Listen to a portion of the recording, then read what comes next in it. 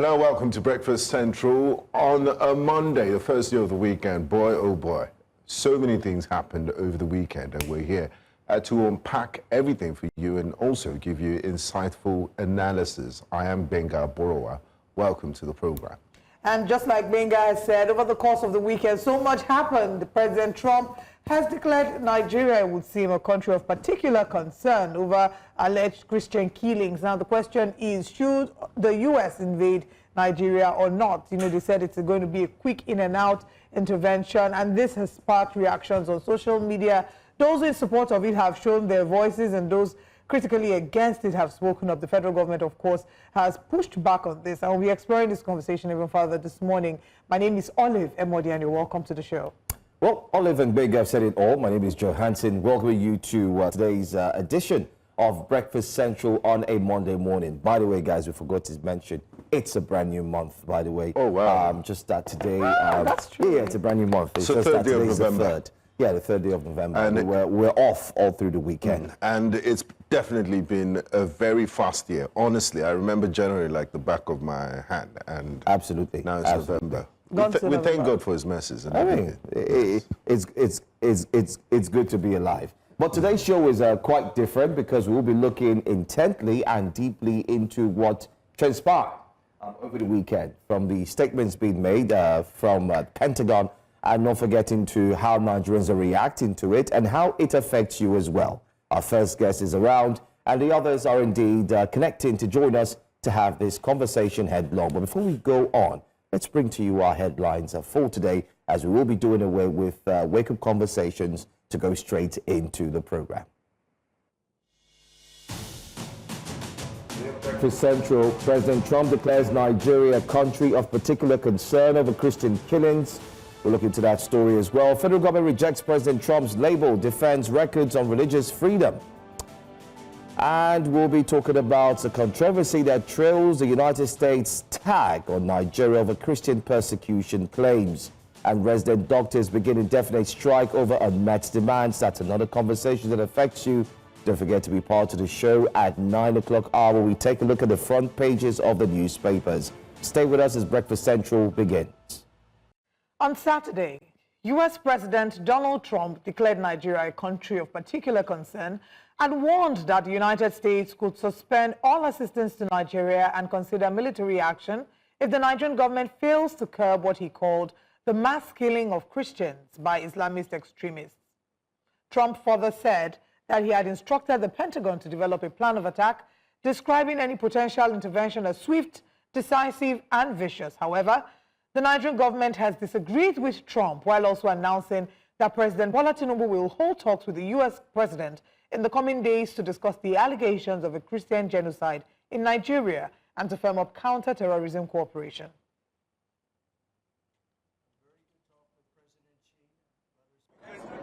Could be. I mean, a lot of things I envisage, a lot of things.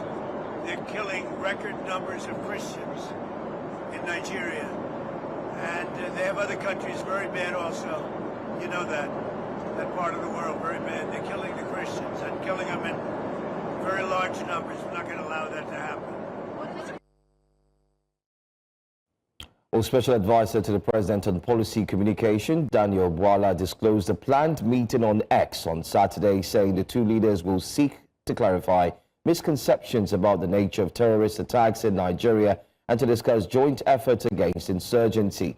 Nigeria is currently grappling with violent conflict across religious and ethnic lines, which analysts say has claimed lives on both Christian and Muslim sides. However, some observers insist this has mostly been a targeted attack on Christians. Joining us to start this conversation this morning, we're able to actually bring him back to the studio, Senior Special Assistant to the President on Media and Publicity. We do have Mr. Timi Tokwajayi here live with us this morning. Good morning. Good morning. Thank you for having me.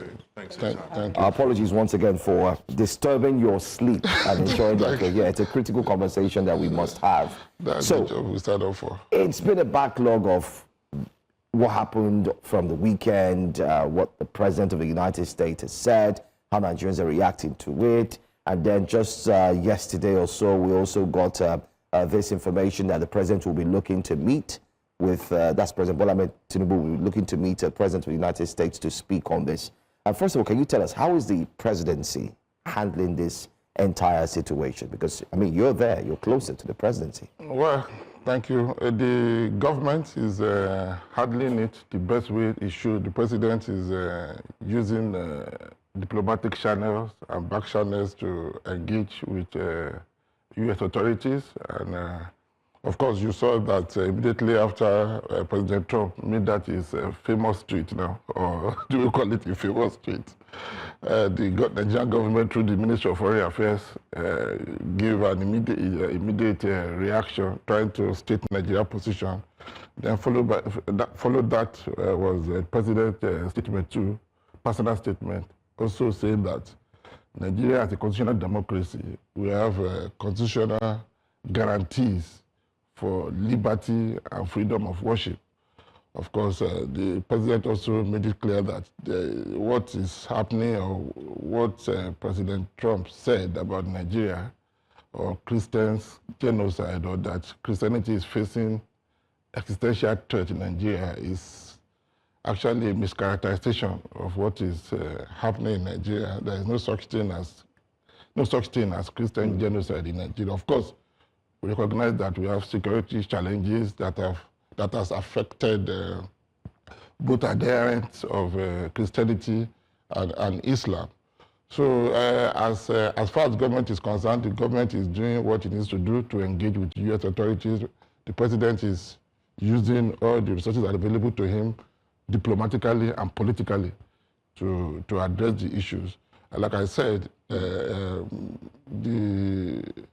the back channels are available, and the president is exploring all of those to make sure that the U.S. authorities understand what the issues are correctly, not just succumbing to propaganda.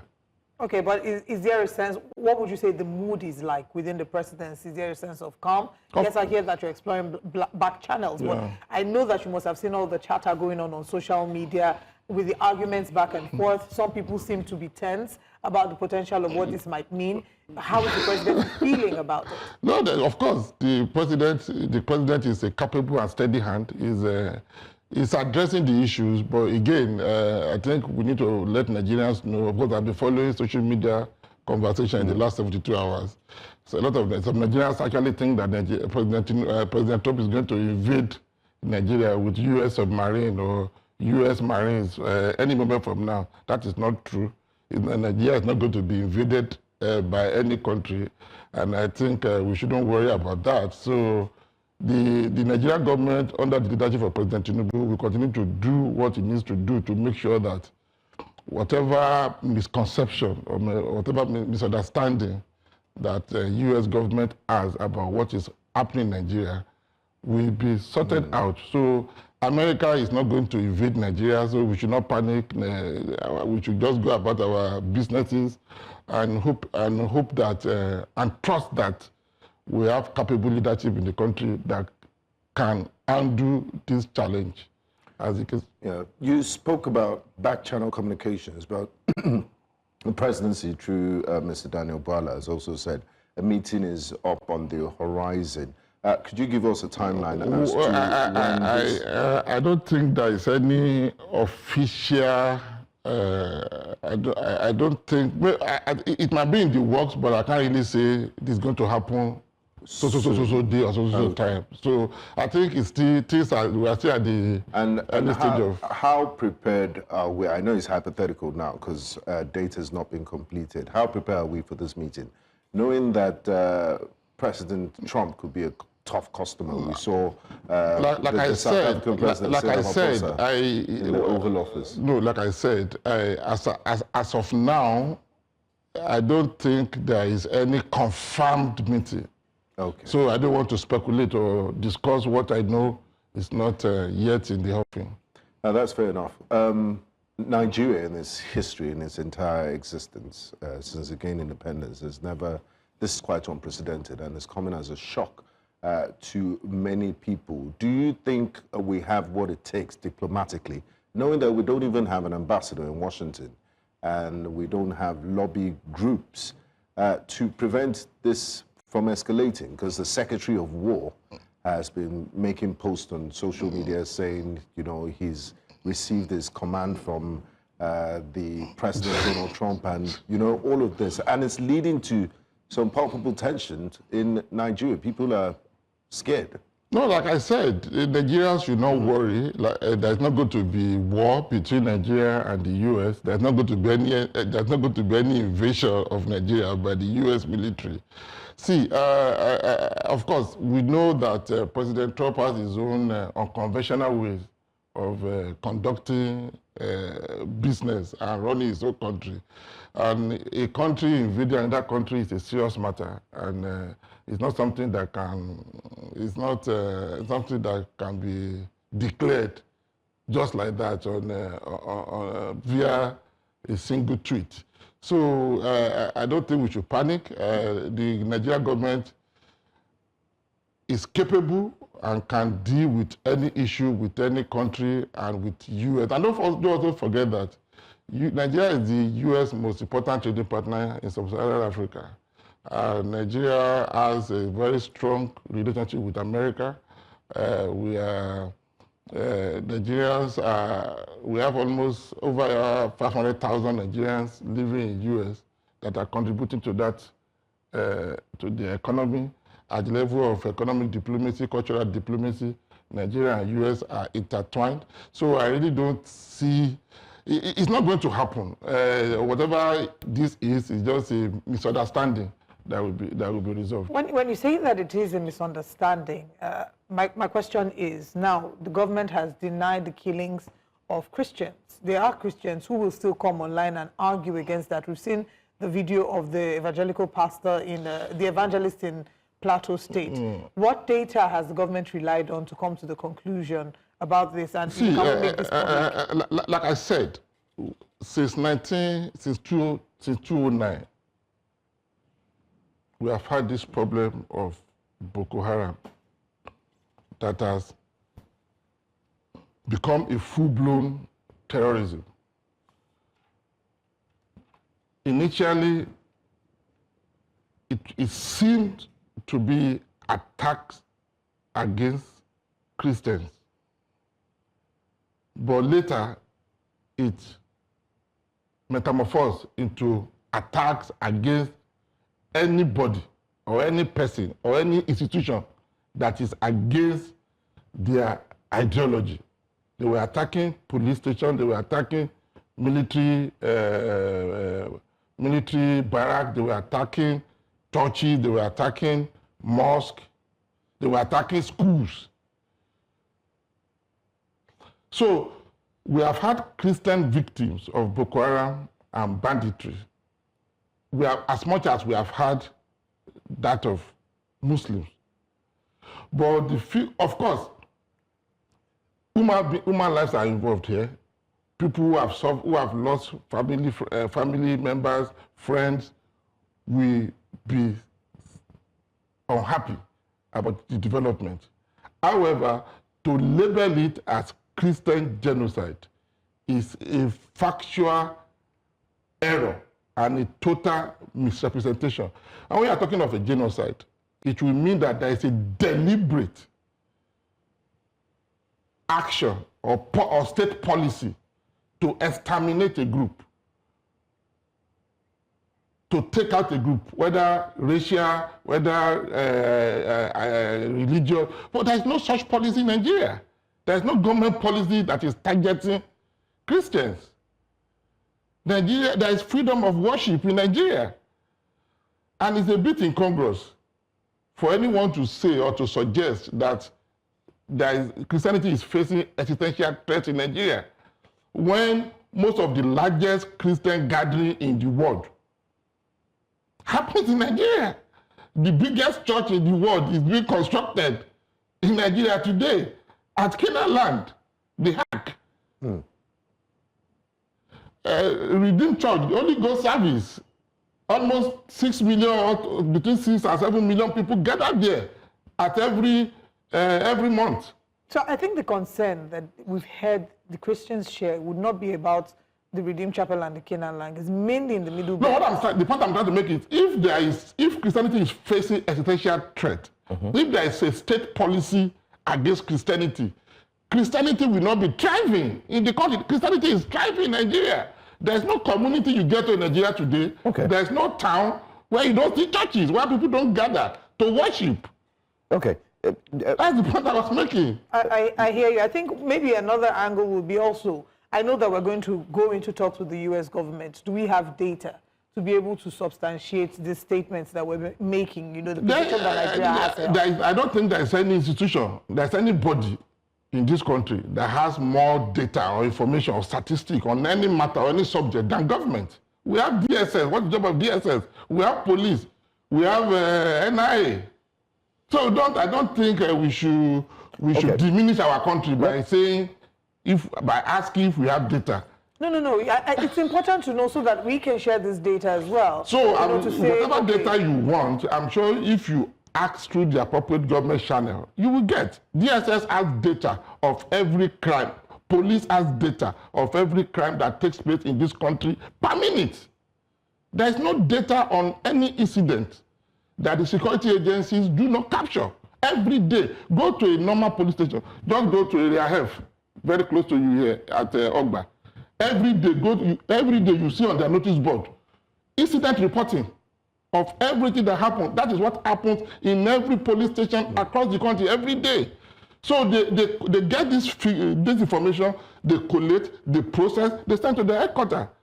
Okay, let's look at this invasion talks. For a few Nigerians, many have said it's a bittersweet one. Bitter in the sense that a few Nigerians are saying, no, we do not want that. Looking at the incidences that took place in Afghanistan, Iraq, you can name them, Somalia and the likes. Sovereignty. Of course. And then sweet in the sense that Nigerians feel that our issue has been taken to the market space where the market women will now have to sit down and discuss our problem. By saying that, I simply mean we've held on too long. We've not tackled this insecurity. It seems like the government is condoning it. That is not true. What's your take on that? That is not correct. And it should be unfair to our military men and women, some of whom have paid supreme sacrifice protecting us, keeping us safe. It should be unfair to our servicemen and women, some of them who have lost limbs, to keep us safe, to say that government is not doing anything. Government is doing so much. See, insecurity I'm trying to look for appropriate word to qualify it. Every country faces one security challenge or the other. So the scale and the gravity may differ. But to suggest that the government is not doing anything, we have forgotten that as recent as 2014, 2013, we couldn't even go to our churches, even in Lagos, without being frisked. Women cannot carry their bag into churches. Even in Lagos, that was the level of security tension in this country. We have forgotten that Abuja was randomly attacked. The UN building, the this day office, Banex Plaza. That is the heart of Abuja. We have forgotten that bomb was going off everywhere in Nigeria up to 2014. All these things no longer happen. That is progress. Nigeria on the Global Terrorism Index, up to, we were total red up to 5-6 years ago. But our performance has really improved.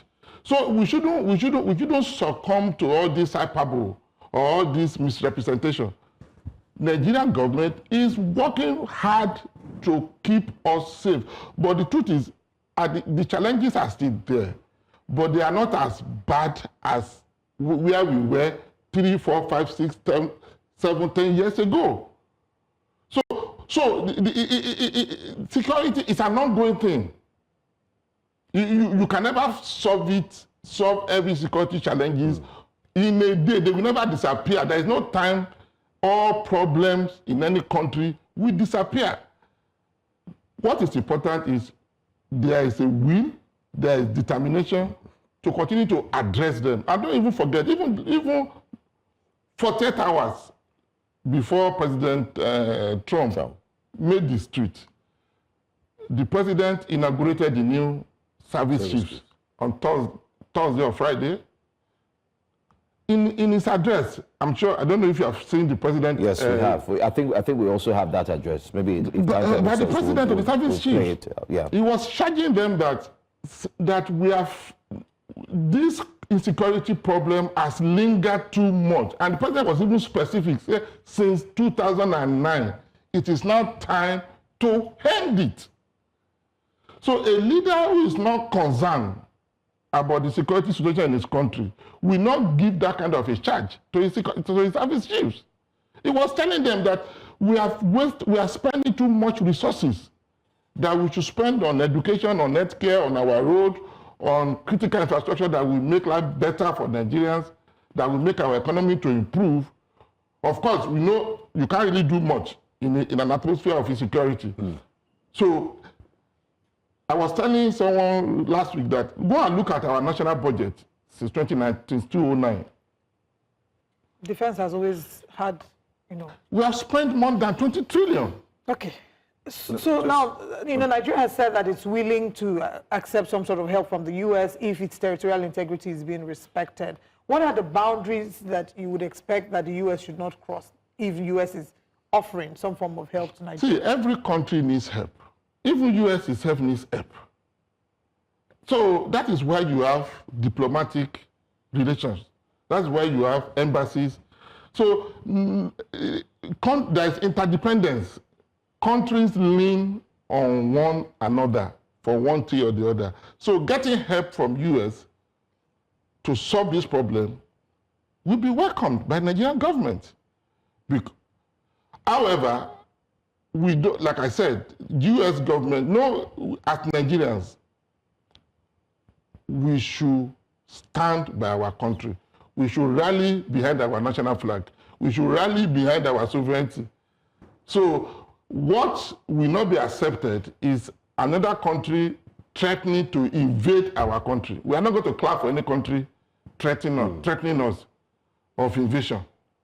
But we will accept help in terms of arms and ammunition, in terms of intelligence sharing, in terms of technology that can help us deal with this problem once and for all and get over it. All right. Just before we wrap up, there were talks of Ambassador Yusuf Tugo meeting with some senators to go to the United States of America just before this designation happened, our foreign minister, to present facts before them.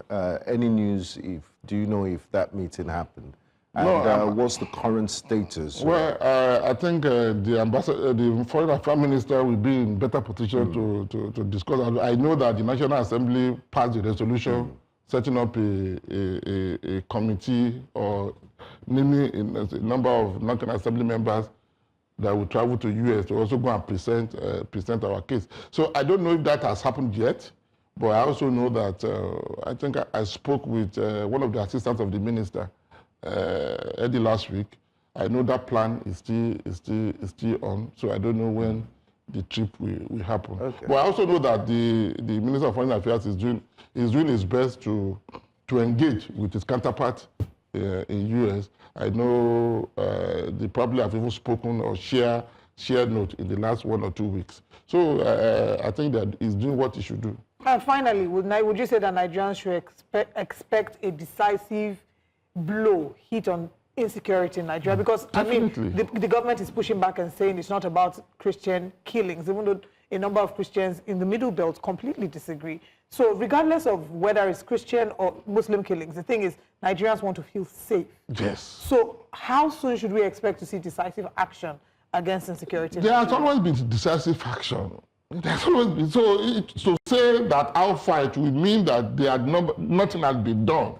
There has not been done. It's a continuous work. It's going to be continuous improvement. Like I said, don't forget that there is a reason why the president changed his service chiefs. There's a reason why he reorganized the security architecture and all that. Is it because of the insecurity challenges? It's because it's demanding better results. It's demanding better outcomes. Okay, Mr. Jai, before we go, I mean, I know we keep saying before we go, but we really need to go because we have other guests who are waiting.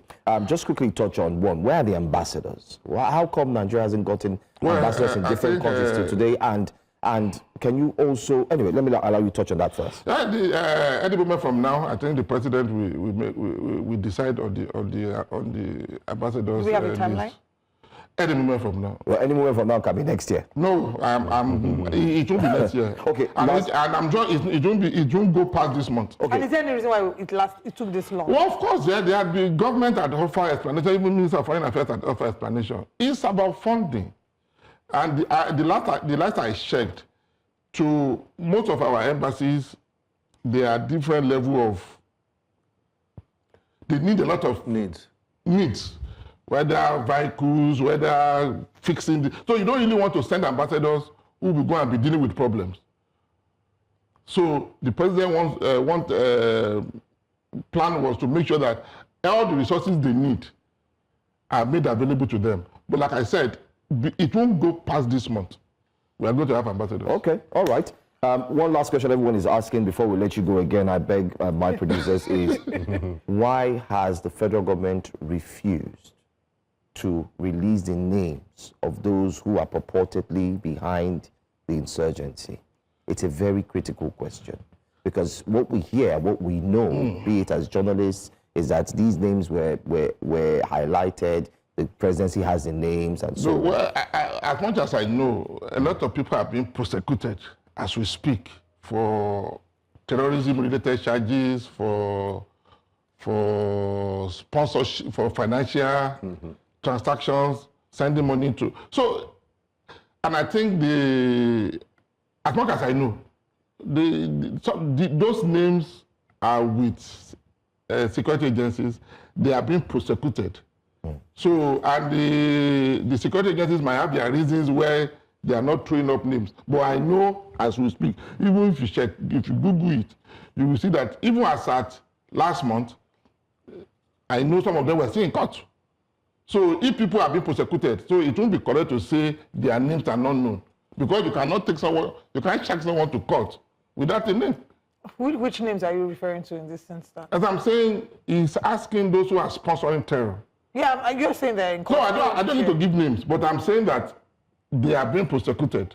And if you need specific names, if you go through the court record or the court proceedings, you see those names. So I'm not a security, I don't work for any of the security agencies. So they must have their reasons why they It would have been great for you to share the names so we can bring down whatever. I don't. Of course, I may not be able to recall all the names offhand. So can we contact you again? Of course, you can. All right, and we're hoping that we can hear from the government, that the government can speak to Nigerian citizens because it's a very dicey situation. Every day, government speaks to Nigerian citizens.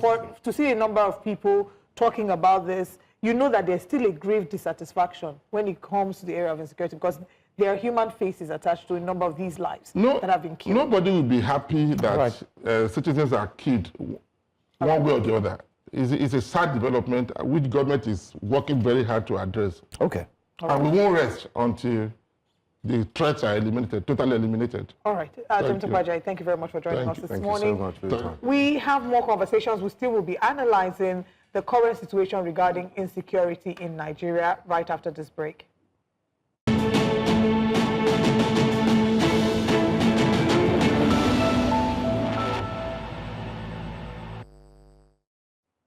And following U.S. President Donald Trump's declaration of Nigeria as a country of particular concern for alleged religious persecution, while also warning that the United States could suspend aid and take military action if attacks on Christians continue, President Bola Tinubu has rejected the claim and has planned a meeting with the U.S. president, stating that Nigeria is committed to protecting citizens of every faith and does not tolerate religiously motivated violence. Nigeria is currently grappling with violent conflict across religious and ethnic lines, which analysts say has claimed lives on both Christian and Muslim sides. However, some observers insist this has mostly been targeted at Christians? Well, fortunately, while the United States has carried out military interventions in African countries such as Somalia, Niger, and the Democratic Republic of Congo, those operations were conducted in support of counterterrorism efforts. However, in this instance, the U.S. is threatening a unilateral attack on an African country on the grounds of human rights violations. Joining us to discuss the implications of these developments is APC chieftain and former presidential aspirant in the 2019 and 2023 elections, Adamu Garba. Thank you very much for joining us. Thank you for having me. Also joining us is the former director of the Department of State Services, DSS, Dennis Amachuri. Good morning, and thank you very much for joining us. Good morning. All right. Mr. Adamu, let's begin with you. Most U.S. actions in Africa have been counterterrorism, training, support, or air remote strikes, where the U.S. is mostly supporting a host country's military. But in this case, President Trump is threatening a unilateral military action. What would you say are the implications of Trump's declaration? What would a U.S. military action mean for Nigeria? I think that question will go for the both of you, but I'll start with you, Mr. Garba. Thank you for the question. I do not think that there could be a military action that the U.S. will now put boots on the ground or start shooting Nigerians simply because there is alleged genocide against some Christian population. The most basic challenge that make United States, especially President Donald Trump, took this action has to do with the precedence of their investigation. There are some delegations from Nigeria that went to make a report about the genocide against Christian population in Nigeria. And the U.S. nominated some delegates from their Congress to come for fact-finding mission. I think they were even in Nigeria 3 times. So they were able to discover these issues, filed a complaint, and submitted it officially, to which you now have a bill being sponsored by Senator Ted Cruz, requesting specific action to be taken as a consequence of listing Nigeria as a country of particular concern. So this is likely what is happening. So when you look at the build-up, when a country is listed as a country of particular concern, several actions are within the U.S. basket to take, most of which has to do with sanctions, some punishment, or targeted visa restriction against some of these individuals that are responsible for perpetuating this crime. Now, when you look at the precedent of that is built within the allegations that is pushing for this genocide, there is an allegation of blasphemy, you know, that when there is a blasphemy law in some of the 12 Sharia states, and there are some also governors and there are some scholars that are responsible for still encouraging a clear polarizing programs that clearly segregate between the Christian and the Muslim population, where Christians are minorities. So these are the issues. And the action that the U.S. is taking does not mean that they are coming to Nigeria to protect the Christians and start bombing the Muslims. No. The reason why it was tagged as Christian genocide is because it's the Christian population, the Christian delegation that went and reported the crime. So should Muslims also go and report this crime, we should expect the United States to say perhaps maybe Muslim and the Christian genocide, because the whole target is against this militant terrorist organization that have been killing Nigerians for the past 16 years. And it seems that there is an inability on the Nigerian side to be able to nip this in the bud. And again, when you look at the political implication of the killings, there are some political actors that to some degree find business opportunity around these killings. So certain political will to nip this in the bud is also not being implemented. So many budgetary allocations was being made to the military and to the security services to address this thing, but some of these monies find their way in private pockets. In fact, there are so many reports that some soldiers even came online to report that they don't have enough ammunition to confront these bandits and terrorists. So these are the issues that become a concern to the U.S., and that is why I believe these actions is taking place. So I don't foresee any bombing coming from the U.S., but then they will take very restrictive action against Nigerians. But should Nigeria continue confrontational stand and intransigence, denying actively that genocide is taking place, then perhaps maybe they may consider military action. But as it stands now, I think the issue is being discussed. We may likely see a soft landing going forward. Soft landing. We're certain that soft landing will definitely come from what will be agreed between Nigeria's president and that of the United States. But let me come to you, Mr. Makri. First off, I'm sure you saw that tweet. There's one question that comes to mind. If I don't know if we could put up that tweet of President Donald Trump. In that tweet, he made it clear that he's going to take action. But I want us to focus on the last line. There's a place in the last line where he did say in one of his tweets, in other words, he gave Nigeria, the president, time. And yeah, that's it. It said, warning, the Nigerian government better move fast. As a security professional analyst and so on, what does that mean when you get that kind of statement that you need to move fast? And what time does President Bola Tinubu have that will show that he needs to really move fast? What does it mean? Thank you very much. I think what you are even showing is what he is saying. What Trump is saying is that if they attack, it will be fast and sweet or something like that. You know, not that our president should move fast. But at the same time, the president is actually moving fast.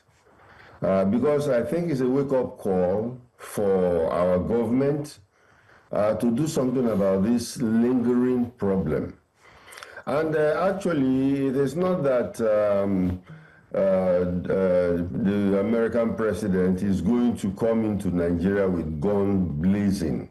That means just killing people or bombing people. I think the target is the bandits and the terrorists that have been disturbing Nigeria for so long. You know, so if he's going to, if they want to attack, it will be fast, vicious, and sweet.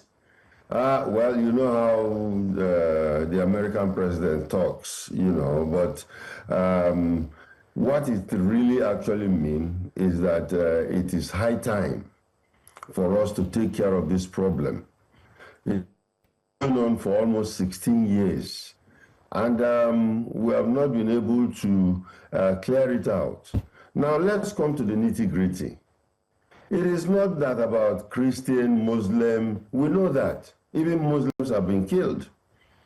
But this particular problem, and which is also aligning with the national objective or national interest of the United States, is that they are going to fight terrorism anywhere in the world, wherever it exists. That's one of the American national interests. So with this thing lingering, and then of course people reporting or complaining about it, makes it very, very necessary at this time that they will wake up the Nigerian government. Because you see, it's not that we cannot get these people out. These are foreign bandits that are really causing the major problem. And I think we tend to mix it with politics, mixing politics with security and all kinds of things, having meetings with bandits, carrying guns and ammunition, you know. I think it shows that we're either playing kid's glove with these guys, or there is some kind of collusion, you know. Of course, right from when President Jonathan was there, people in government have been involved in this particular situation. So I think this is a wake-up call, and if we go down to Washington, or we send a diplomatic mission there, I think that's what even your last guest was discussing with you. We don't have an ambassador in Washington, and I don't know why we don't do that. The excuse of no funds, I don't think is an excuse.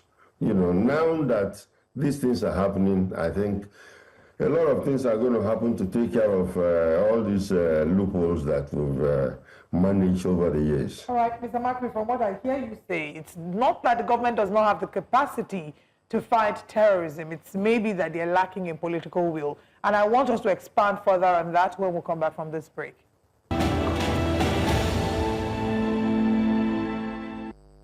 Welcome back to Breakfast Central. We're still looking at the alleged, possibility of President Trump's threat of intervening in Nigeria's insecurity challenges. We're joined by Dennis Amakri and Adamu Garba. We've had an extensive conversation which we hope to flesh even further. Before we went on the break, we're speaking to Mr. Amakri, and you were talking about how the government has the potential to actually kick out these insurgents. You mentioned one, that they are foreign insurgents, they're foreigners, and then you also mentioned that there is, in your explanation, I summarized it to say that we're lacking in political will. Can you maybe expand further on that? How much information we have to guarantee us that these insurgents are not Nigerians, if there's any foreign intervention, and what actions have taken place that show that we're really lacking in political will? Thank you very much for that. It's very clear, we've had public statements from one Baraje. We have public statements even from El Rufai, who is a former governor of Kaduna State, about these bandits, so that is not a secret anymore. And then, of course, when we look at go to the Northeast, we find out that Operation Safe Haven, I've never believed in it, because that de-radicalization program shows that we're really not serious. How can we, go ahead and be dealing with terrorists, and then we claim to de-radicalize them, give them uniform, and well, some people claim that they were reintegrated into the Nigerian army. I don't really believe that, but we have reintegrated a lot of people, and then, of course, forgive them.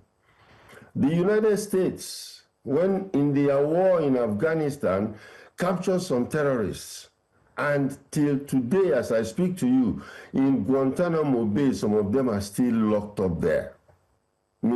So why are we trying to do this kid's glove? If they come, they kill people, they come, they say, oh, I surrender, and then we now give them clothes, welcome them, give them food, and then they go back, looking at the people that they've even burnt their houses, and some of them have been reported to go back, to Boko Haram. And all these bandits, it shows that, why can't they get out of Nigeria? If they are foreigners that were brought in here, and of course we don't need them anymore, they should be sent out. And the Nigerian army is well equipped to clear them out of all those ungoverned spaces. That means we know where they are. They are in the ungoverned spaces, and we should get them out. Okay. We don't need a foreign power to come and tell us that, hey, you have to do this. But I'm happy that right now, as the way it is now, we are going to, take some action. We are going to take some action, and our government will address it properly. Thank you so much, Mr. Amakri. They call it non-kinetic means and carrot and stick approach. Are you of the opinion that, we need to deal with this decisively? There should be consequences for their actions. That brings me to Mr. Adamu. My question to you is, how serious should Nigeria take President Trump's potential threat of a possible U.S. military intervention? Is it just rhetoric or potential security concern? Is it just rhetoric? Because you're looking at a very unconventional presidency in Donald Trump, and his sort of diplomacy is he's skilled in the art of deal making. He makes this quid pro quo deals, and also if people think he's going to respect UN Charter and all of that, people might actually laugh at you and say, just take a look at what's happening in Venezuela since September. Over 61 people allegedly trafficking narcotics, which would, on boats, have been extrajudicially killed. The United Nations calls it a violation of human rights. So how serious should we take this threat, Mr. Adamu? Thank you for the question. You see, Donald Trump is not like normal conventional United States president. He rules more with his instinct than with the books. And that if you look at generally the situation that they are facing in their home country, the US, currently over 42 million people have applied for food aid.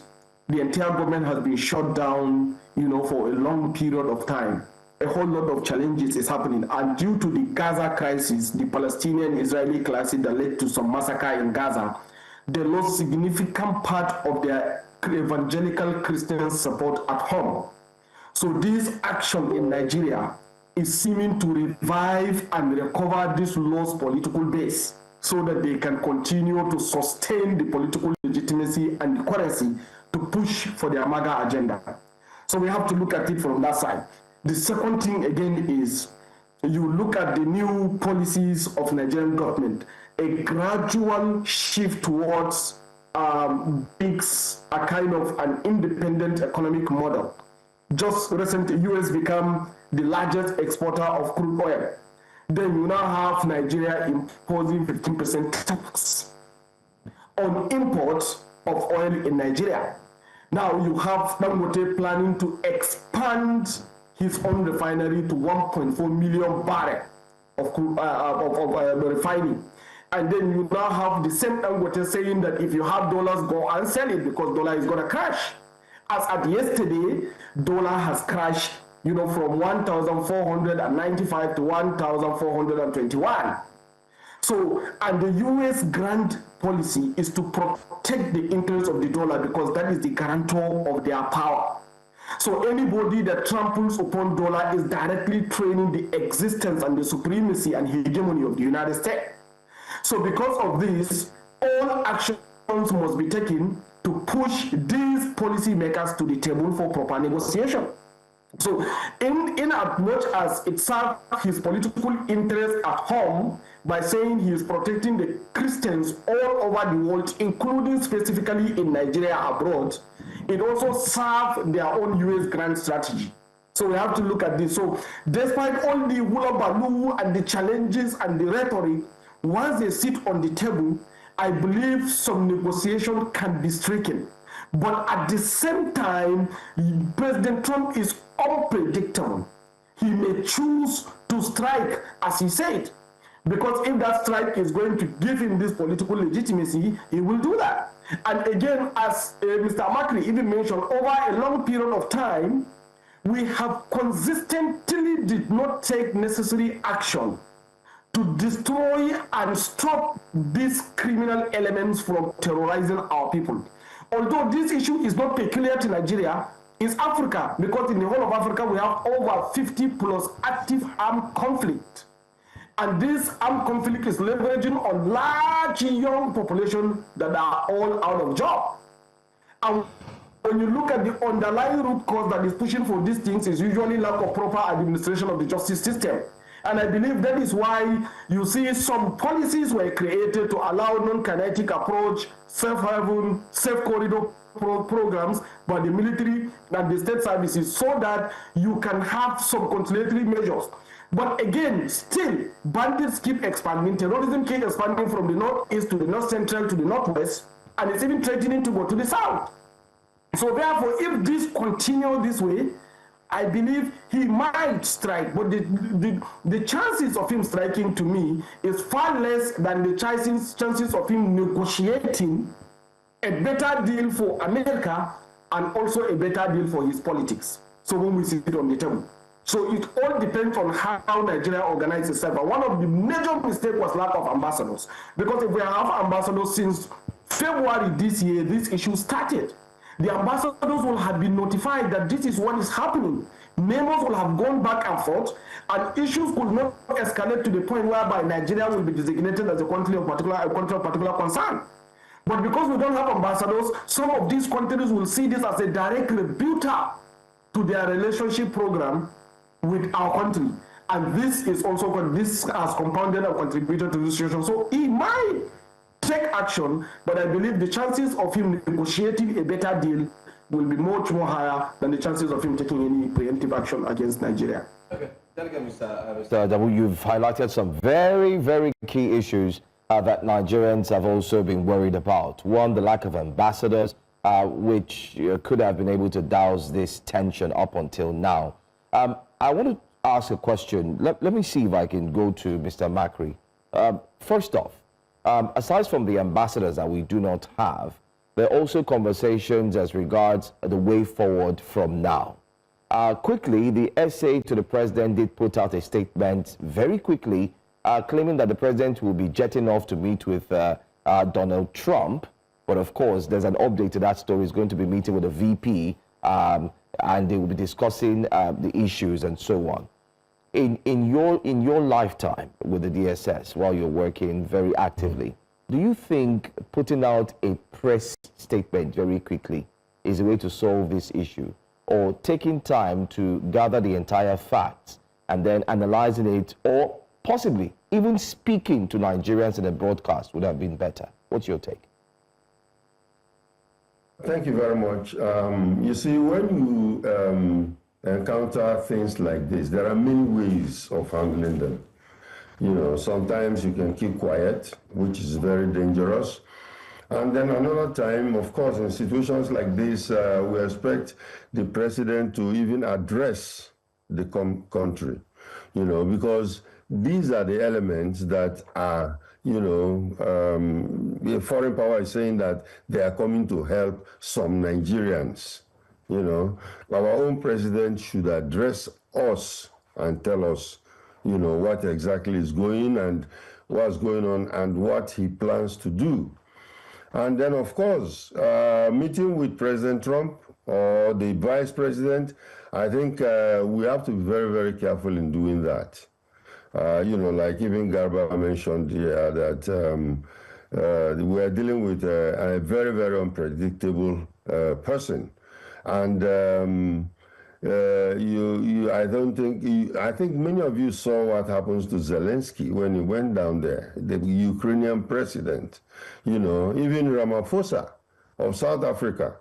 So we have to be ready with our facts. Get ready with our facts, because apparently they also have their facts. Like it was said, some people came from the United States many times to gather all this data, which they went and then give out there. So if we are going, we should gather the facts, our own facts. And like I said, let the Nigerian government not, you know, assume that it is against them. It is against the terrorists. And then the direction or the direction of what we are going to do is, oh, okay, let us even collaborate to get these terrorists out, because we've been fighting them for so many years and we cannot get them out. So let's go ahead and collaborate.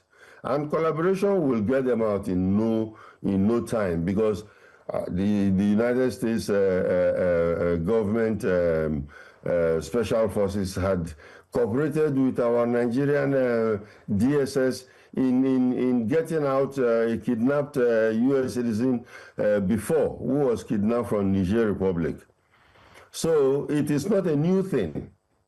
We can still cooperate, you know, collaborate and do a lot of things. But let's not just jump into it and then go there with a guilt feeling that maybe we've done something wrong. Yes, we need to have that political will. And that is very, very important to do it. And if we need collaboration or cooperation from the United States, yes, they'll cooperate with us. Because if they say that Christians are being killed, or even Muslims are being killed, terrorists are the ones killing, not the Nigerian government. And if terrorists are killing, we want to cooperate with them and then deal with these terrorists. And that can be done. So, Adamu Garba, you talked about cooperation, but students of history will look at our relationship with the United States and what's happened in the past.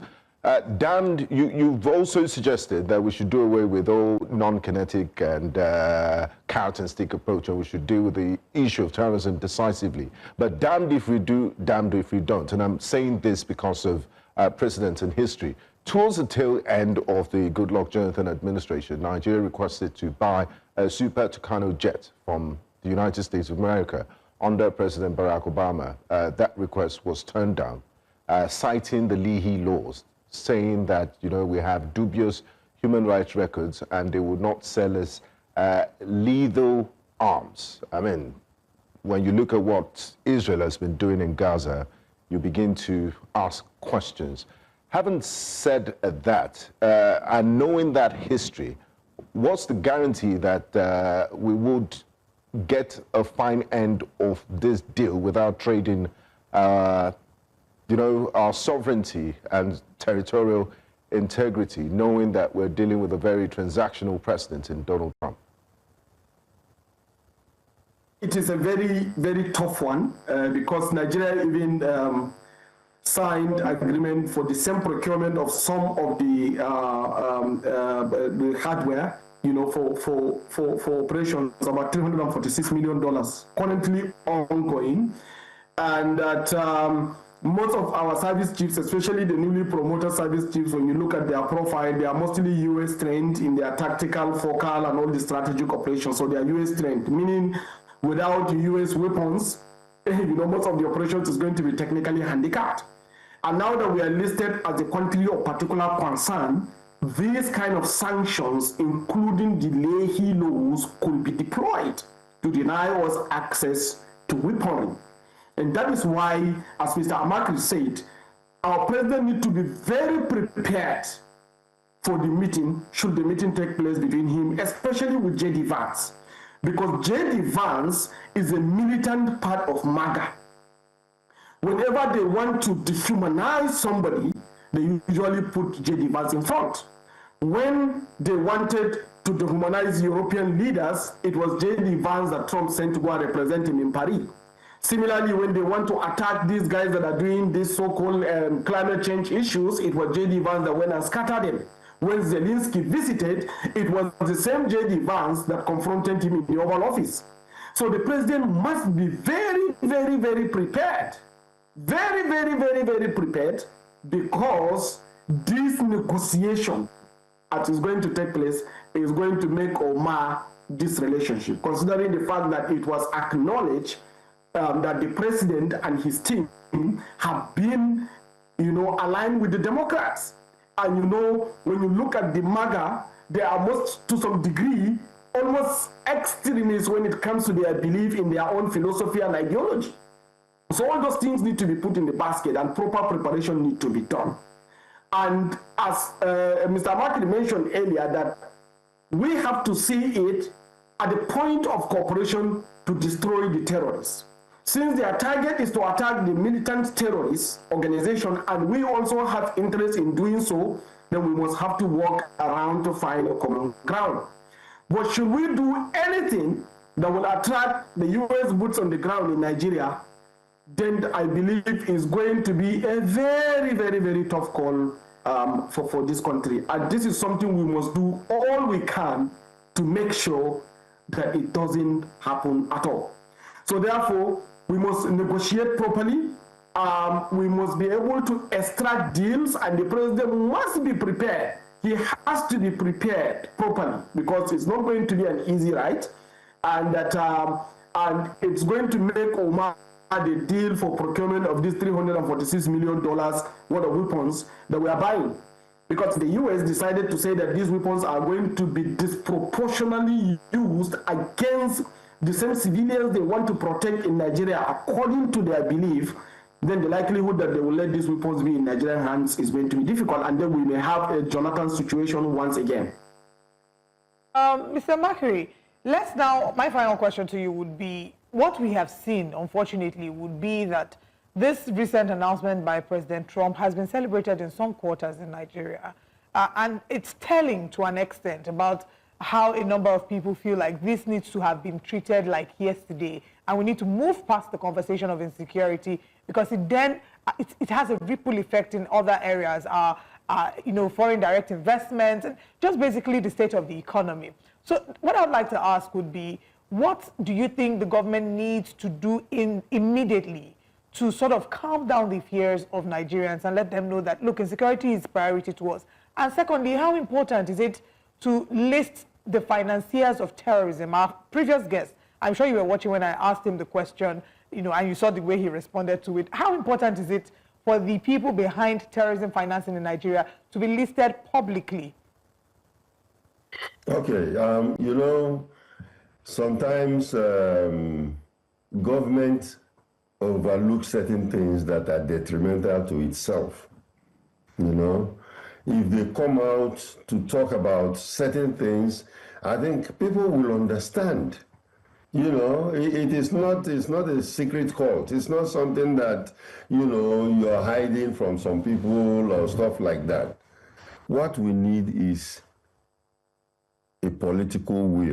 The political will to face these things.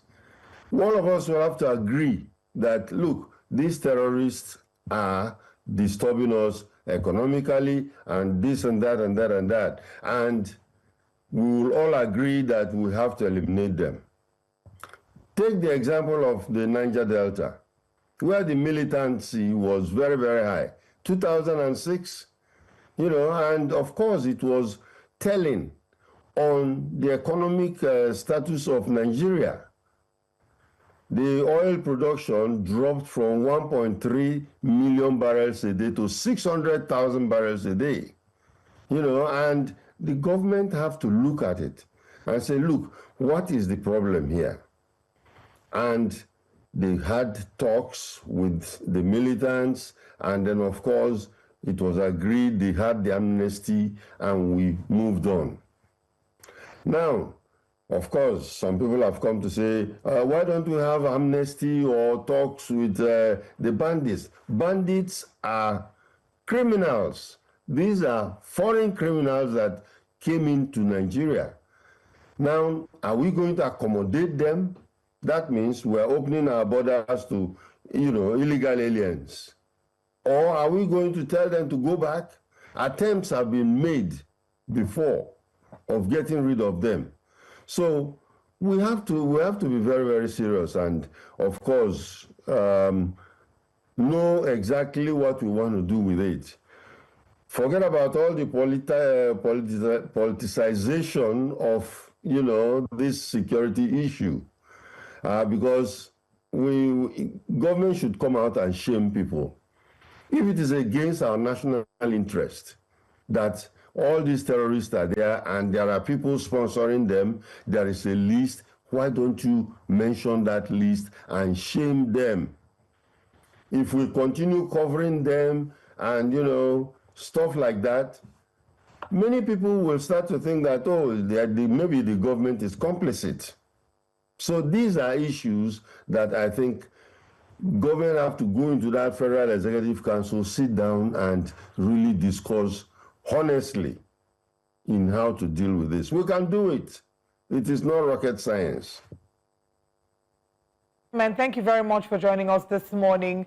We look forward to having you again. And we, of course, will continue to expand this conversation further with several other guests. Thank you very much for joining us. Thank you so much, gentlemen. Thank you so much. Thank you. Thank you. It's a conversation we're looking to have in continuation, possibly from the second hour. But now we're looking at another big problem that's right in front of us. National Association of Resident Doctors have commenced an indefinite strike. That conversation is up next. Stay with us.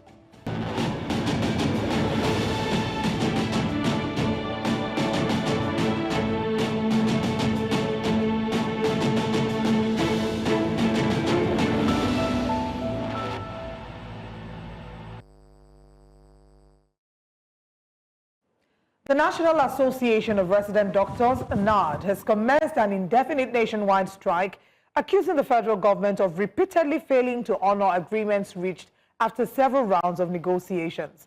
According to the president of the association, Dr. Mohammed Suleiman, the decision followed a 5-hour National Executive Council meeting and was driven by unmet demands, including salary arrears, poor working conditions, inadequate staffing, and lack of essential medical infrastructure. The association is also calling for a 200% increase in the consolidated medical salary structure CONMES and immediate recruitment of clinical staff. In a swift response, the federal government announced plans to release 11.995 billion naira within 72 hours to clear outstanding arrears, including accountment and other allowances owed to health workers. Well, the Minister of State for Health, Dr. Adekunle Salako, assured that ongoing issues around salary reviews, promotion delays, and certificate categorization are being addressed. But let's not just take it from our mouth only. This time, we're being joined by the president of the association, Dr. Mohammed Sulaiman. Good morning. Good morning. Thanks for having me. Good.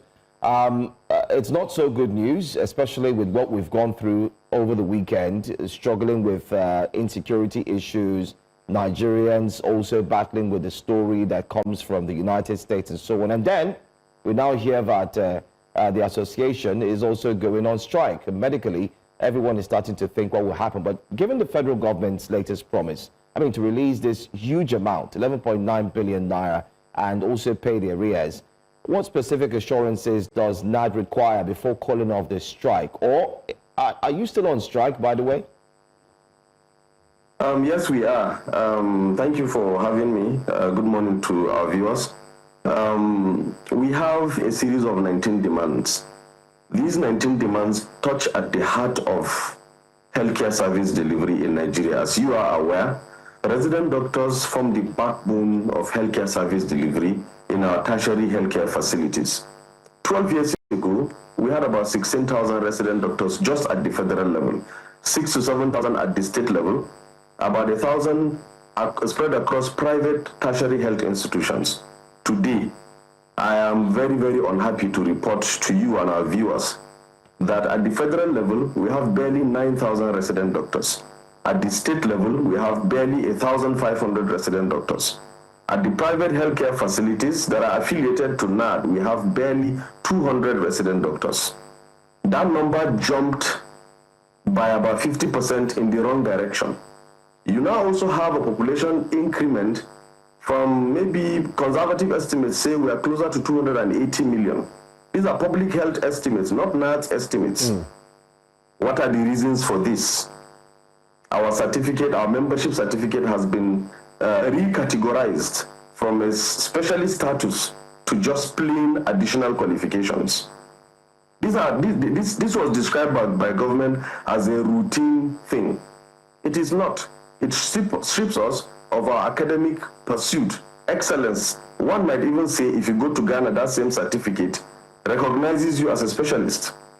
If you look at working hours, the treasurer of NARD now is a senior registrar in plastic surgery. He has been on call as the only senior registrar in that unit in his own hospital since February.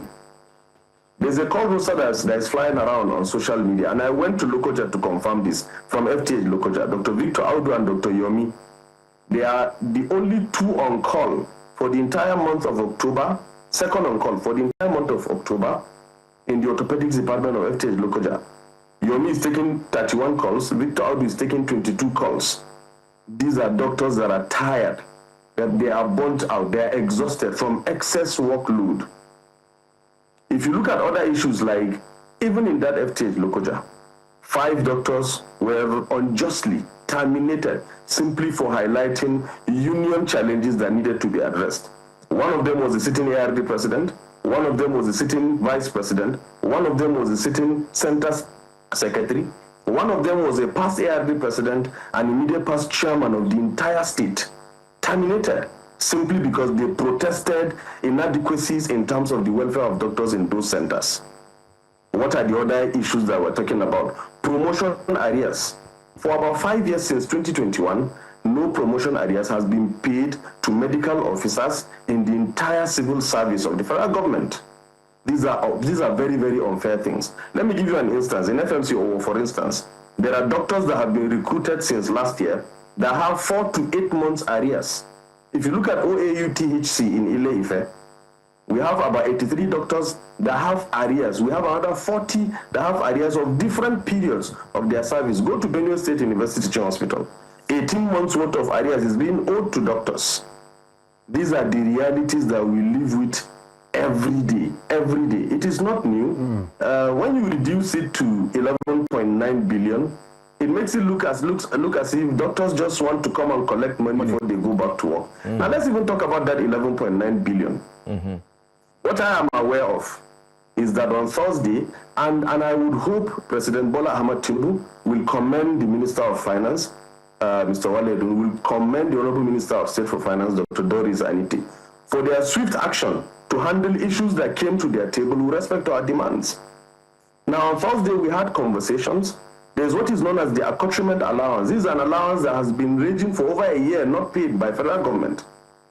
And 2.9 billion was released, hopefully to land with IPPIS today or tomorrow. Another 2.4 billion was released as non-clinical duty allowance. These are for consultants exclusively, not resident doctors. Another 400 million was released as COVID-19 backlog allowance. This is for other health workers, Johesu, under the banner of Johesu, not resident doctors. If you combine these three figures, you get 6 billion naira. That is what we are expecting, so that some of these backlogs can be cleared. But then I'm now seeing that it is 11.9 billion being released today. I don't know where the extra is coming from. Perhaps the Ministry of Health will clear the air on what the extra is meant to do. Let me also commend the Minister of Finance, the Minister of State for Finance, for clearing a 2-year arrears of 25-35%, not just for CONMES, which is the salary structure for doctors, but for CONHES, which is the salary structure for other healthcare workers, including admin staff. The 40 billion released, over, I think 10 billion came in August, 10 billion came about 10 days ago, then 21 billion came last week. This is for 25-35% arrears for the entire health sector, for the entire body of those who work within the health realm of Nigeria at the federal level. Perhaps if you break down the 40 billion, about 10 billion will go to doctors. You are aware resident doctors make up about 60% of the entire population of doctors in Nigeria. So that 10 billion, probably 6-7 billion was what went to resident doctors. So let us not come out here and make it seem as if doctors are hungry for money. It is beyond money. Okay, When talking about our certificate, Dr. Suleiman. when they terminate people unjustly, when you don't pay promotion arrears. In fact, let me specifically talk about one item, professional allowance table. We have a CBA from 2009 that was reviewed in 2014 that says anytime federal government reviews the minimum wage, which affects basic salary, it should also affect our allowances. We're not even taking it back 16 years ago. We're just talking about 2019. Till date, our allowances have not been adjusted to reflect these minimum wages. Now we're asking federal government, the tables are ready.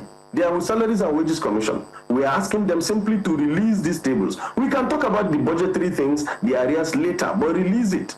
Correct this injustice. No, federal government is telling us we have to wait for the current collective bargaining that has been stalled. It's not progressing. We don't even know when it will restart. We don't know when it will end. We have to wait until that ends before an injustice that has lasted decades.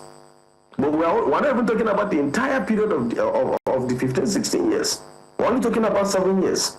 So that Nigerians will understand it is beyond just money. It is about the dignity of the doctor, about the dignity and the structure of the healthcare system as it is. We can't continue to bleed out. Thank you, doctors bleed them out. Thank you, Dr. Suleiman. You've given us an overview of why you've decided to strike. And from what you've listed, it's way beyond money, and money is just scratching the surface. There are issues of work conditions, your certificate, the work environment, and what have you. And it's really sad this is coming at the back of Nigeria being declared as a country with the lowest life expectancy in the world at just 54.9 years old. Quite a tragedy. Now, that brings me to my question. Beyond the monetary issues that we've talked about, and you've commended the Federal Minister of Finance and the Minister of State for Finance for,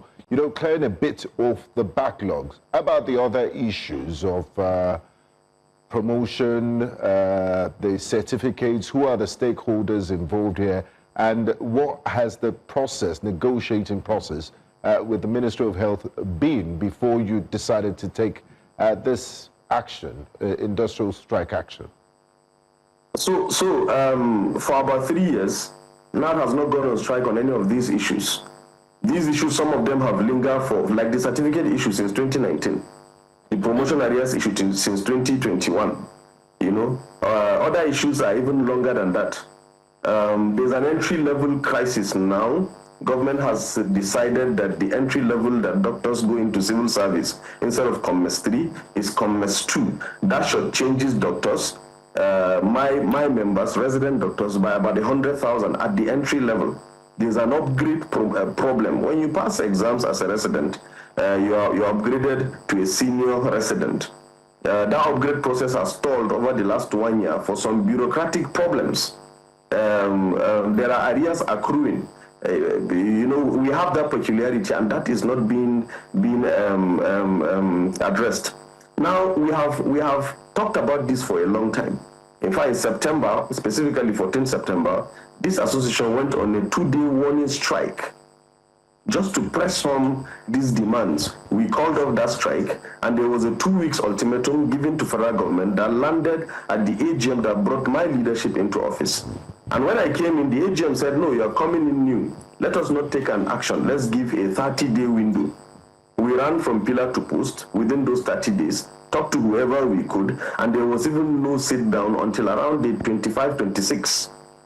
And then even at that, that was the only engagement. Nothing was put on paper. Nothing was agreed upon. It was more like, come and say these are our grievances, and government says, we have heard these are your grievances. And that was it. And then when we had the Emergency National Executive Council meeting, because I was summoned by the NEC, and I was asked to give a progress report, and there was no progress made whatsoever. You know, and the National Executive Council further added another 7 days. So look at it.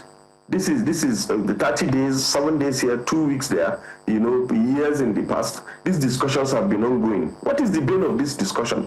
You agree on things, you take people at their word, they tell you we will do this, you believe them, you go back and convince your members. Now the members are tired of hearing promises from the lips, from promises from the mouth, not promises that are coming from deep within the heart that will be put on paper. For instance, the membership recategorization issue. It is claimed that the MDCN does not have a council. It is also claimed that the minister sits as council in the absence of a council. What stops the minister from writing a paper, clarify this issue? The colleges have made it clear. The colleges, there was a conversation where a member of the college made it very clear these certificates are on category B, which means they are supposed to be at a specialist status. Finalize it, discuss it. There's a specialist allowance that is attached to that specialist status, especially for senior registrars. When are they going to start paying that? And the COMMES circular specifically takes care of that specialist allowance at COMMES 5. Now here comes people from head of service to say that no, SR1s are not supposed to be on COMMES 5, downgrading them to a grade level lower than that, even downgrading entry level to a grade level lower than that. I mean, these are not tenable. The circumstances are already bad as it is. We're not asking for anything new. I've not mentioned anything new in our communique that start this new. It is all promises that we're talking about that you have to fulfill your own part of it. We fulfill our side of the bargain. We have been at work. We've been working for all these years, for all these promises that we have gotten. Now, members are already tired and frustrated. It will interest you to know that this time around, all the centers in NARD held Congress meetings and all agreed on total indefinite strike action. It is our expectation from what we are hearing through the grapevines that the Federal Ministry of Health will even start no work, no pay from today or from this week.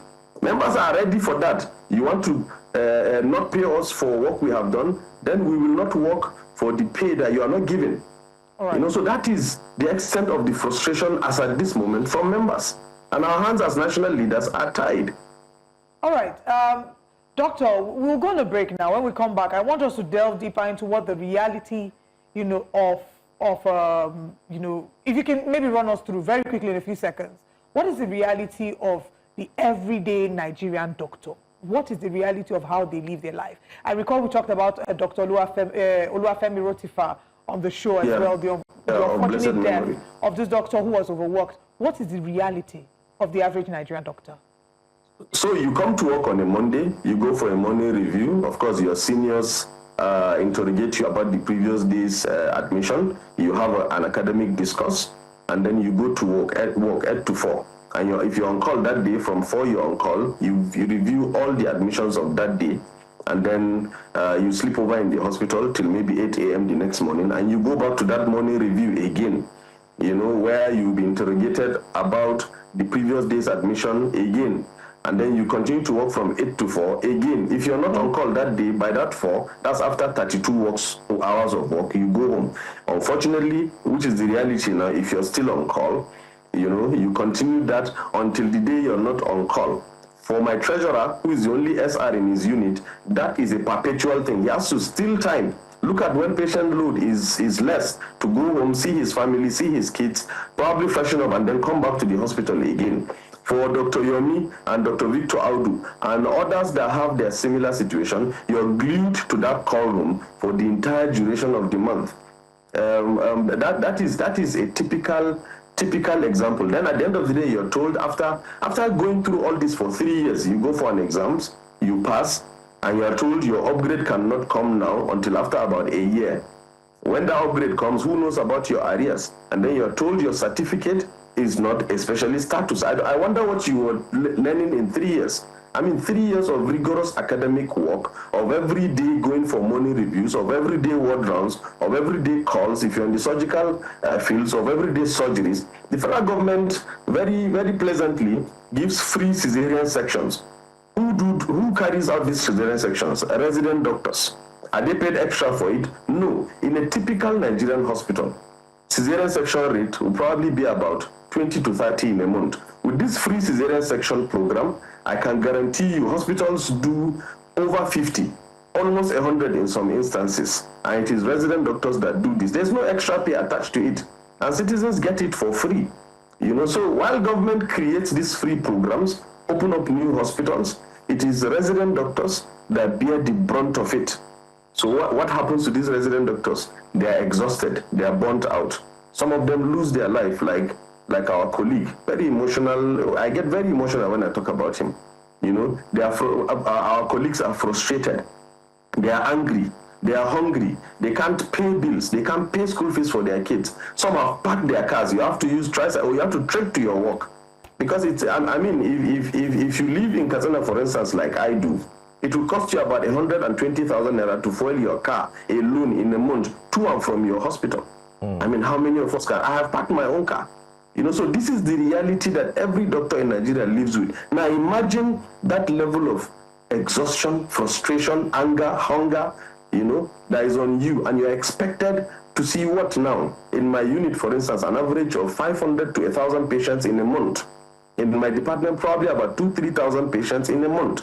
This is not sustainable. And this is work that 10 years ago was being done by 6, 7, 8 doctors. Now it is being done by 2-3 doctors for a higher volume of patients. So just do the math. Is it sustainable? No, it's not. This is the conversation we are bringing to the table. But it's not being made to look as if we are just asking for money. Will money only solve all these problems? No. I mean, there's the aspect of the brain drain that we see. It's why a number of doctors often are thinking about leaving the country, which does not benefit the average Nigerian. Our doctors are important to us, and we honestly feel your pain. Thank you for taking the time to speak with us this morning. Thank you so much. And just to confirm, you have said that if your 19-point agenda isn't met, that the indefinite strike will not be called off. Is that correct? The National Executive Council has made it very clear that the 19 points demand are our minimum demands. Work in Nigeria must work for the worker, not just the government. All right. Thank you so much, Dr. Mohammed Suleiman, for your time and your insights. President, National Association of Resident Doctors. Thank you. Thank you. All right. Good to be with you. We'll go on a quick break, and when we come back, we have more conversations. Stay with us.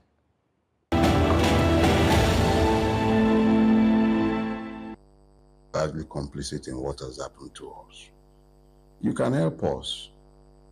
Yes, you can. America can be a true friend to progressive forces in Nigeria, but not by coming in with your guns blazing. We don't need you coming into our country, guns blazing. Just stand by the truth and insist on the right things being done. Now you have discovered the cherished Christians in Nigeria. Where were these cherished Christians in 2014, 2015? When the Obama regime, whether you like it or not, at the end of the day, was the American government. When the Abacha and when the Obama regime was busy helping to install the APC government, which brought in the reign of Islamists and the attendant security challenges that we are facing today, have been killing these same cherished Christians in droves for over a decade. What has America been doing about it, and what did America ever say? So I'm happy that all of a sudden America remembers that there are cherished Christians in Nigeria, but there are also cherished Muslims. There are cherished Shia Christians, Shia Muslims, who have been slaughtered in hundreds without America saying a word for years. So yeah, I agree with you in total. The Nigerian government had better move fast, because if it doesn't move fast, this country will be gone, whether America comes in gun blazing or not. And that is as far as it concerns the Americans. And that's a clip there showing Dele Farotimi speaking about the recent situation Nigeria is faced with, which is the USA invasion. But joining us now live in the studios, we do have a security expert and CEO of PR24 Nigeria, Onyekachi Adekoya, is here with us live. Thank you so much for being here as we look into this conversation once again. We also have joining us from the international scene, talking about the United States of America. We have Texas. Yes, from Texas, Houston, Texas. We do have Mr. Jikokwa, who also joins us here. Thank you so much for being here. Yeah, thank you. But let me make it clear. I am in Dallas, Texas. Oh, Dallas, Texas. Better than Houston. So we're still in Texas, but I'm in Dallas. Okay. Wow. I knew you were going to go there, though, but it's fine. Thanks for joining us, by the way. But this is a serious conversation I want to have, so I'm just going to I'm going to pass the baton to Benga. So Benga can. Okay, I'd like to stint. Our guest in the studio, he's operating with Nigerian time, so we probably woke up at the same time, but you're far behind in Texas, so we'll do you the honors and throw the first salvo to you. Mr. Ejikeopa, you're a member of the Republican Party, and you've been for quite some time. How do you take this declaration of Nigeria being declared as a country of particular concern by the government of Donald Trump? Yeah, thank you for the question. Nigeria has always been a concern for our American government. If you remember when Obasanjo was there was a forecast or prediction that in 15 years or so, Nigeria was going to become a failed state. And somehow Nigeria has managed to keep standing. But Trump making the statement about the killing of Christians, has gotten everybody, attention and somehow maybe creating some nervous reactions from whomever, either in Aso Rock or those around President Tinubu. The point is that every American president sets the agenda or the tone for foreign relations. I think one of the earlier guests said something about, 2014 and, how during Obama, things were happening. I can't speak for Obama, just like, during Clinton, you had the genocide in Rwanda. So every president says the tone, every president picks, something of interest. I think what we need to do now, or what Nigeria needs to do, is to look at, okay, is this something that, is a national security? Obviously, it's a national security. I was in Nigeria. I just came back from Nigeria 2 days ago. You could see the public concern about safety, about moving around.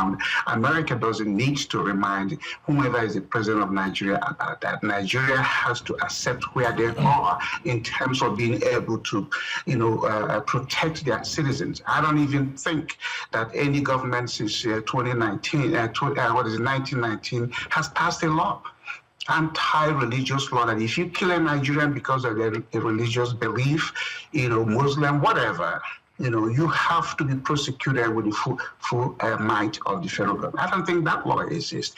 What is happening when things happen, they sweep it under the rug and they blame. So if Tinubu, I think here's an opportunity for him to go in there and sponsor a legislation about anti-killing in Nigeria. It doesn't matter who watched the provocation, he kills somebody because they are Muslim or Christian or something else, you're going to be prosecuted. And then Nigeria should start gathering data. Every year you publish people that have been killed because of religious belief, so that Nigerians can become owners of their own public safety and be very conscious of it. You don't have to love everybody, but you have to tolerate people. We all don't have to belong to one religious, belief system. Nigeria, during the military people, they have pushed Nigeria as an Islamic country. Nigeria is not an Islamic country. If the Muslims, for whatever, by default, think that Nigeria belongs to them, then the Nigerians that are not Muslims have to let them know that. And that's how you claim ownership. If you can't run away from the country that God has given you, you just have to make it work for you. Well, we had Mr. Temitope Ajayi earlier this morning, and I did ask him the question about data, and he says the data is available if we need to ask. But it would seem that President Donald Trump does not seem to believe this data. Let's bring in the conversation here back to the studio, Mr. Oyekachi Adekoya. Let's get your thoughts on the potential. We've seen different reactions, those who are in support of the U.S. potentially invading Nigeria sharply and sweetly. What side of the divide are you on? Okay, this is some comic relief coming from the President of the United States, who I believe has domestic political pressure that he's dealing with. And if you follow the trajectory of Trump's conversation, he has a way of throwing his base a bone every now and then, just to distract from their own issues that they have. The government is nearing a 40-day shutdown. About over 1 million people will be off of about 40 million Americans will be off of food stamps anytime now. So if Trump being Trump, I guess he wants to suck the attention out of the media space in the U.S. off domestic political issue and then focus on foreign policy, where he seems to be making some leverage. Remember that he's gone from a tour, going from Canada to Europe, to Asia. Now it makes sense that he has time now to focus on Africa. And where best do you start from, if not from the most populous black African countries? So for me, this is local issues becoming, taking a slant into geopolitical issues. And it's a bit of a comedy. You think it's a bit of a comedy, but looking at the Trump administration and his unorthodox diplomacy and his way of conducting business, others will say, this is serious. Because the level of conversations that are happening on Nigeria's social media could threaten our foundations, our unity, and also looking at his president, what people might say, oh, we have the UN Charter, is going to respect this, he will respect that.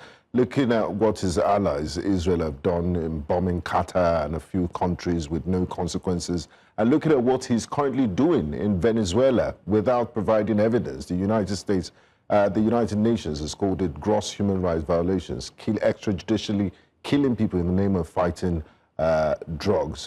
Why would you think it's not a possibility that he would carry out some military action in Nigeria? That's what I'm saying. The joke is on the Americans, really. And this is very laughable. If you follow the data, the guest in Dallas is explaining that, the data is that over 12,000 Americans have been killed year to date on gun violence alone in the U.S. Over 23,000 Americans have suffered gun-related injuries this year alone. When he says that there's genocide, since the Amnesty International reports that year till date, about 10,000 Nigerians have been killed, not year to date, since this administration came into power. I'm not saying that, the lives don't matter. Excuse, yeah. But I'm saying Trump has bigger fishes to fry than all these things. When you look at the issues, these issues are geopolitical issues. He's threatening military action against the Nigerian state on the basis of Christian genocide. Is one, he's trying to speak to a base he thinks he has. in Nigeria, the evangelicals and the Christian base. So he's supposing that we will put religion over our loyalty to our country, Nigeria. And he's misreading the room. Because, yes, Christians are Christians, but we've seen Libya, we've seen what happened in Libya, we've seen what happened in Syria, in Gaza. We've seen what happened in Mali. I'm even just saying, we've seen, you can see the trajectory. It's when you say Christian genocide, you are trying to legitimize a geopolitical pressure that America is feeling for which it has to act. What are the real issues on the ground? Nigeria and West Africa is emerging to becoming a major energy and rare earth mineral hub. Even in West Africa, China, the Russo-China alliance is making a lot of inroads into this part of the continent. Mm. Especially after they kicked out the French from the Sahel. Of course, the French has completely lost out. Look at West Africa to Central Africa. The Russians are holding pretty much that belt. They can supply military capability. The Chinese can come in, provide funding, infrastructure. Where does that leave the West? Hanging. Now, Nigeria is about just the major power block in Africa where the West seems to have a bit of some leverage. You've seen the president go to Brazil, the vice president go to Russia. You've seen the direct currency swap, China-Nigeria currency swap. You've seen Nigeria trade its crude in Naira, and you've seen the positive impact on the economy. You've seen us turn a corner. All right. Let me just. Okay, let's hold there. I'm sure that Mr. Ejike Okpa has reactions to that, but we're going to break. When we come back from the break, we'll still be looking at this story. Please stay with us. I charge you, as the head of our nation's armed forces, to carry out your duties with patriotic zeal Nigerians expect result, and not excuses. We are in a hurry to celebrate peace. I charge you also to be innovative, preemptive, and courageous. Let's stay ahead of those who seek to threaten our peace, freedom, and stability. Let us deploy technology where necessary. We cannot allow the crisis that began in year 2009 to persist any longer. It is time to defeat the enemies. I wish you the best. I advise you to work together as a team. Compare notes, exchange your information effectively and follow up proactively. Work with other security agencies and defeat this enemy once and for all. We need to clean them up, clear them out. I promise to provide all support you need to get the job done. There, he said we need to clear them out and we need to ensure that we stop all of the terrorism that's been seen. We do have in the studio with us a security expert and also global affairs analyst. Let me go straight to Mr. Ejike, who's on video conferencing. You just saw that video. This took place days after Donald Trump did make that declaration about an invasion, a possible invasion on Nigerian soil. Do you think the U.S.'s statement is politically motivated? No, it could be any of those. Trump is a political figure, but let me, address some of the comments made by Mr. Onyekachi. Look, Nigeria could go and be in the hands of Russia or China and whomever else they choose to. America is not going to lose a sleep over it. There's nothing about the Nigerian economy, that America is going to wake up tomorrow and say, oh my God, we've lost a critical partner. The point is that every nation has to stand up on its own merit. You're talking about, the challenges in America. yes, we have the challenges, but people are not on the street looking for food. Okay, so the point here is, how is the economy of Nigeria doing? When Tinubu got in there, the exchange rate of the naira to the dollar was 450. Today is about 1,000 something. You have to address that.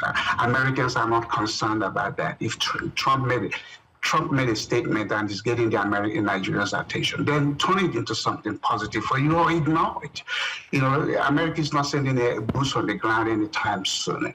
I think all this, you know, gallivanting and dangling and looking for something and saying Trump this, Trump is that. At the end of the day, it's about the people that live in a place. How do they feel? How do Nigerians feel living in their country is what matters. Not what the Russians think of it, or the China or Americans or anybody. It's about the Nigerians. So if the killings are in Nigeria, one is more than enough. If people killing people because of religious, belief, yes, we have gun violence in Nigeria, but I bet you most Nigerians will jump to America if they have the ability to come. Not everybody, most will jump. But the point I need to make here is, let this be something that President Tinubu is going to take up as a challenge and talk to Nigerians and say, yes, we have challenges. This is what we are doing. Let every Nigerian begin to feel like they are a security expert. See something, talk about something. Because before somebody comes in to bomb your place and kill you, we don't have people killing people in America because of religious something, even if we do that. But we have a law. We have a lot of, anti-racism law. So does Nigeria have anti-tribal law? Does Nigeria have anti-religious law? That's what needs to happen, not what Mr. Lukoya, what is his name, Onyekachi is talking about. Be realistic and stop thinking that America, I'm a Nigerian. Okay, I came here 30-something years ago. I'm probably not going to be coming back to that country, but I will visit. The point is, how do we harmonize relationship with people who are going to say, hey, this is what we can do in order to advance Nigeria. When I left Nigeria, my ticket was 768 naira 50 kobo to buy my ticket from Lagos to London to Dallas. Can that buy you a bottle of beer today? That's what Nigerians need to be talking about.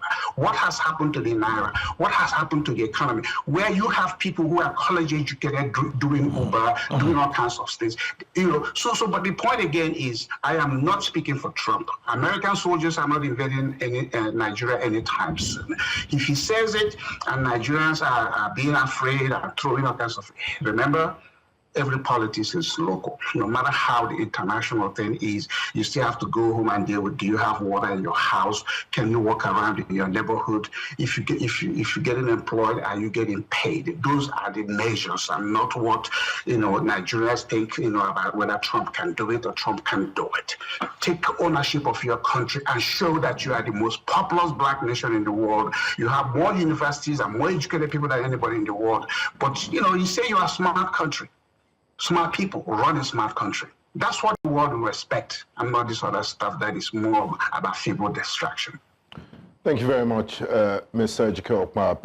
Onyekachi, Mr. Okpa mentioned something quite instructive. He says, looking at this moment in our history and everything that has happened in the last 48 hours, how do we turn it into something positive? If you could advise the Nigerian government on the way forward from this diplomatic spat between the United States and Nigeria, what would it be, and how can we turn this moment to something positive?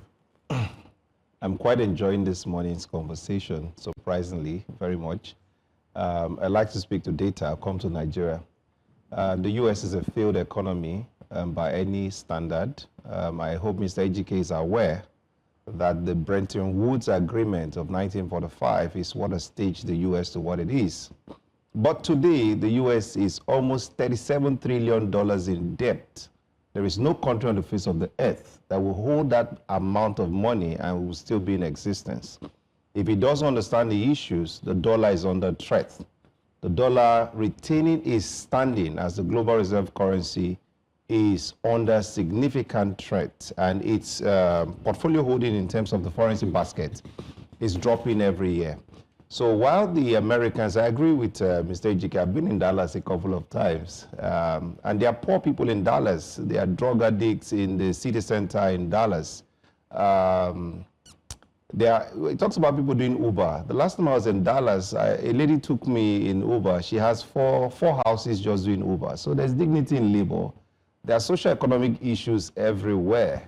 And a lizard in Nigeria will not become an alligator abroad. There are issues in Nigeria as they are abroad. America has even bigger issues than Nigeria. Some are projecting that by 2030, the American economy will collapse completely. What is the whole essence of the government shutdown? The U.S. has consistently overspent what it can really generate. So Donald Trump is on the edge. He sees the issues which perhaps the Democrats may not have appreciated, and is trying to address that. That's why I'm saying that the claim of Christian genocide is a move to legitimize a pressure campaign on the Nigerian government to pursue America's interests. Those are the issues. You know, we're not saying that there are no killings in Nigeria. What sort of America's interest in Nigeria? Okay, good. Very, very important question. Let's even start. Why is America wanting to build its largest embassy anywhere in the world in Lagos, facing the Eco-Atlantic? Let's start with that. America is in a spat on rare earths with China, and they have achieved a 1-year relief, as it were. Now, America has to look at a supply chain and also reinforce that supply chain to support its own projection. West Africa is emerging as a major rare earth hub. What's the war in Ukraine about?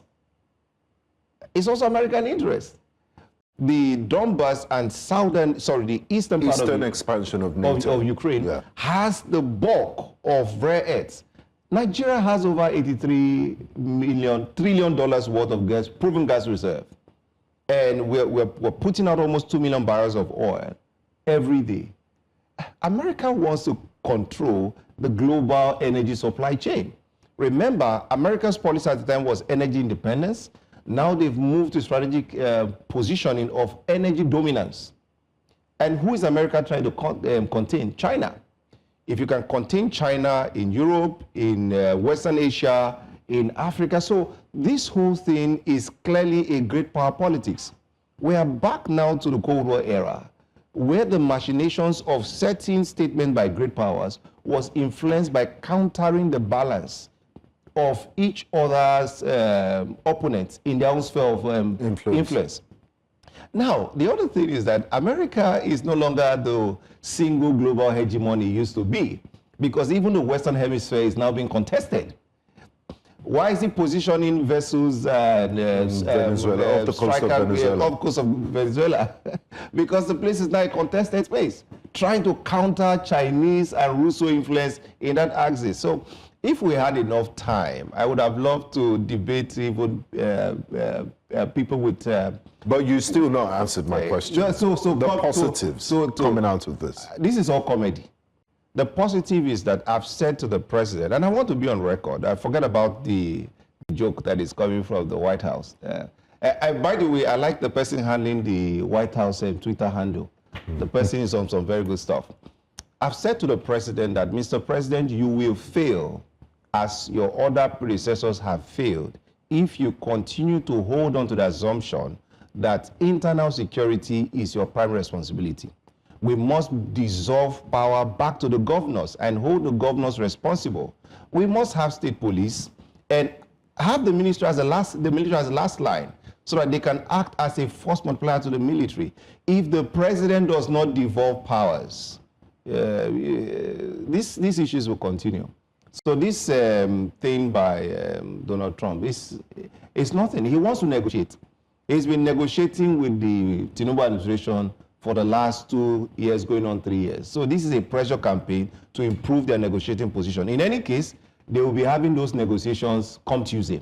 And my point is, if you want to continue to retain patronage and relevance in Nigeria, sell weapons to Nigeria. We can't be having this issue of laying law. You know, one hand you are tying the Nigerian government, and the other hand you're giving Israel everything they want. know. So even Ukraine, is it Ukraine that doesn't have human rights violation, or Qatar, or Saudi Arabia, or even the other people that America sells weapons to? So if the interests were aligned, Nigeria is a non-aligning state. And Tinubu has said on record, I'm not speaking for the government, if China brings the investment, we'll collect the money. If India brings the money, we'll collect the money. If America wants to bring the money, happy and fine. We're all good. We're all good for business. Please. This. Okay. Let's also ask Mr. Ejike Okpa, let's bring him in and get your thoughts on what the expectations are regarding the meeting with the President of Nigeria, President Bola Tinubu, who's on his way to meet with the Vice President, J.D. Vance. One of these meetings, when they happen, after then you hear what is said. You know, the point again, like I said, every country needs to own its own country and then act like it. You know, whatever Mr. Onyekachi was saying. Like I said, the next time you're in Dallas, come, let me show you a $240 million project that I'm doing, the first black man to build a 25-story building in the history of America. So the point I'm saying here, if Nigerians are happy with Nigeria, deal with Nigeria. You know, that's what it is. Yeah, nobody's going to force you to leave, whether you go on vacation or you want to migrate. That is a choice individuals make. But the fundamentals of the economy has to be relevant to the population of the country. You know, if you say that, you know, an Uber driver in America is the same, whatever the case may be, the point is that if you graduate in Nigeria, what is the assimilation? What is the absorption rate of Nigerian graduates to the field of study? Because that's where you build the skill. You have a lot of default people doing things in Nigeria because they couldn't find a job in the thing they studied. So that is neither here nor there. Tinubu has a choice to make. He can ignore Trump. And then if, for whatever reason, American soldiers are in the country, then the Nigerian Defense Forces were going to take on that challenge. But like I said earlier, it's not going to happen. What this statement of Trump has been is to get Nigeria to look at what it is that matters to them. Tinubu is the man for Nigeria. However he deals with Nigerian politics is up to him. There are only 37 people that are important in Nigeria, the president and 36 governors. He's talking about the police. I'm a graduate of the Dallas Police Citizens Academy as well as the FBI. I can talk about the police all day long, more than Mr. Onyekachi can talk about. I can talk about the economy. He's talking about debt and deficit. He obviously doesn't know the difference between deficit and debt. America, yes, is a deficit country, but it's not a debt country. Nigeria is a debt country because Nigerian currency is not able to be stabilized to deal with the debt. That is why they are constantly chasing World Bank and everybody to borrow money from. So when you understand that, let's have a conversation. My point is, I want to see a successful Nigeria. I want to see a Nigeria that builds a relationship with any country of the world they want. That's their own choice. But you're not going to come in and do a comparison about a country that most Nigerians today, if you give them opportunity, they will flee Nigeria. Okay. That is the test. So my point again is like this conversation is good. I hope by next week, you know, when President Tinubu comes to Washington, D.C. and meets whomever he's going to meet, there's something that he's going to take back home and then run the country. It's Nigerians claim to be smart people, show us a smart country. You're talking about oil independence or energy independence. Texas produces about 5-point-something million barrels of oil a day, more than Nigeria of 200 and something million people do. So don't go into an area that obviously when you get into it, you're going to find out that you're not putting out anything there that will make Nigeria better. Electricity came to Nigeria 14 years after America built their first power plant. 1896, 129 years later. Nigeria, a country of 200 and something million, cannot even produce 5 to address that issue. Don't look at China. You have Nigerian engineers. Can you build a Nigerian economy on Naira? Look at that. Interest rate that they are charging Nigerians is 30-40%. How can anybody survive on that? Address that with the National Assembly, pass a usury law that says you cannot charge certain interest rate. But they don't do it. It's constantly going out and making things harder. Again, tell me, when Obasanjo became president, if you had 1 million naira, it was $12,000. 26 years into democracy. If democracy is a panacea for economic development, naira should have been heading in the other direction. But he hasn't addressed that. You don't talk about America. I borrowed money, I bought my home 30 years ago on a fixed interest rate. Can you get a fixed rate interest mortgage in Nigeria for 30 years? You can't. So these are the fundamentals. It's not all this lousy comparison, Nigeria this, Nigeria this. But Mr. Onyekachi, next time you come to Dallas, come with me. I have lived in the same zip code as an immigrant since 1987. I have record of what I have done in America. It can be done anywhere, but it's done through leadership. It's done through by commitment, will, and not wish. All right. Let's come Nigerians back are wishful. They are not committed. They don't have the will to change their country. Well, we're almost out of time. I want Mr. Onyekachi to respond, but if you can't do this in 2 minutes, we'll appreciate that. And while you're speaking, you can't deny the fact that I'm sure you've seen the responses on social media. I hear your position, but there are people who are leaning more towards excitement, stating that they feel like this is the solution to Nigeria's insecurity challenges. Or a wake-up call. Yes, or a wake-up call for the government that's put the government on its toes. So let's get your thoughts on does this do anything to Nigeria's image internationally? No, so remember that Nigerians are very happy people, and we express a lot of excitement on social media. And sometimes we don't take ourselves too seriously, let alone taking the American president as seriously as he hopes. This is two-pronged, really. It's an influence operation. Remember that when this year started, or take 2 years back, the American embassy in Nigeria started a campaign. Tuesday. Accountability Tuesdays. So they started a campaign, to talk about the reforms, why it will not work, why it will not succeed. They flew a kite of a bomb threat in Kano. It went on. Next thing we saw, it was the ethnic genocide. Remember that we had visa restriction to 3 years, 10% tariff slapped on, and then the U.S. Republican came up with the genocide kite. And then followed up was Trump announcement of an invasion, and then the Secretary of War. So if you follow the trend, there is clearly something the Americans are upset about that they want leverage on, and that's what they're talking about. Well, could it be because we didn't accept deportees? No, there are a number of issues beyond the Vice President's United Nations. No, there are a number of issues. There are issues we don't talk about on national TV. And to say to my fellow Nigerian, to Mr. Ejike, I'm an economist by training, and that's my first degree. I employ over 2,000 Nigerians in this country, and I made a success of myself in Nigeria. I didn't have to migrate to the U.S. I visit the U.S. at my own volition, if I so please. So that's an issue for another day. I'm saying that the conversations are geopolitical in nature. They are beyond this. Mr. Ejike is a Republican. I supported the Republican Party for the election because under Joe Biden, the U.S. was completely off. So I understand why Trump is doing what he's doing. He needs to retilt the American economy from its incipient implosion, because the American economy will fail, and Trump gets it. If you remove the US dollar as global reserve currency, there is nothing America has tomorrow. So there's an influence campaign across the world. That's why it's having the spat with Canada, with Europe, with NATO allies, with just about everybody. Right. So there are issues beyond comparison that is deep-seated that America has to resolve. Unfortunately, we have to go now. Gentlemen, thank you for joining us. We want the best for Nigeria, and we want a great relationship between Nigeria and the United States of America. We'll wait for the meeting on Tuesday and see how things turn out before we know what the next steps are. We're going to break now. When we return from this break, we have our newspapers to be reviewed. Please stay with us.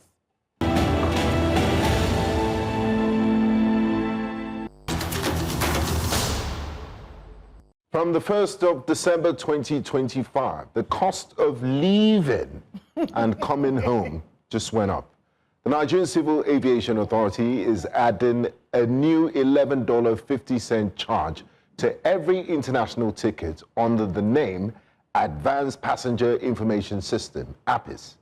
They tell us it's about security, fine, but add that $11.50 to the existing security levies and other fees, and you get a security tax of $31.50 per ticket, one of the heftiest anywhere in the world. The NCAA itself says the new APIS levy could raise tens of millions a year. But let's be plain, the global aviation authorities, IATA and ICAO, make it clear that collecting passenger data is a state responsibility, part of border control.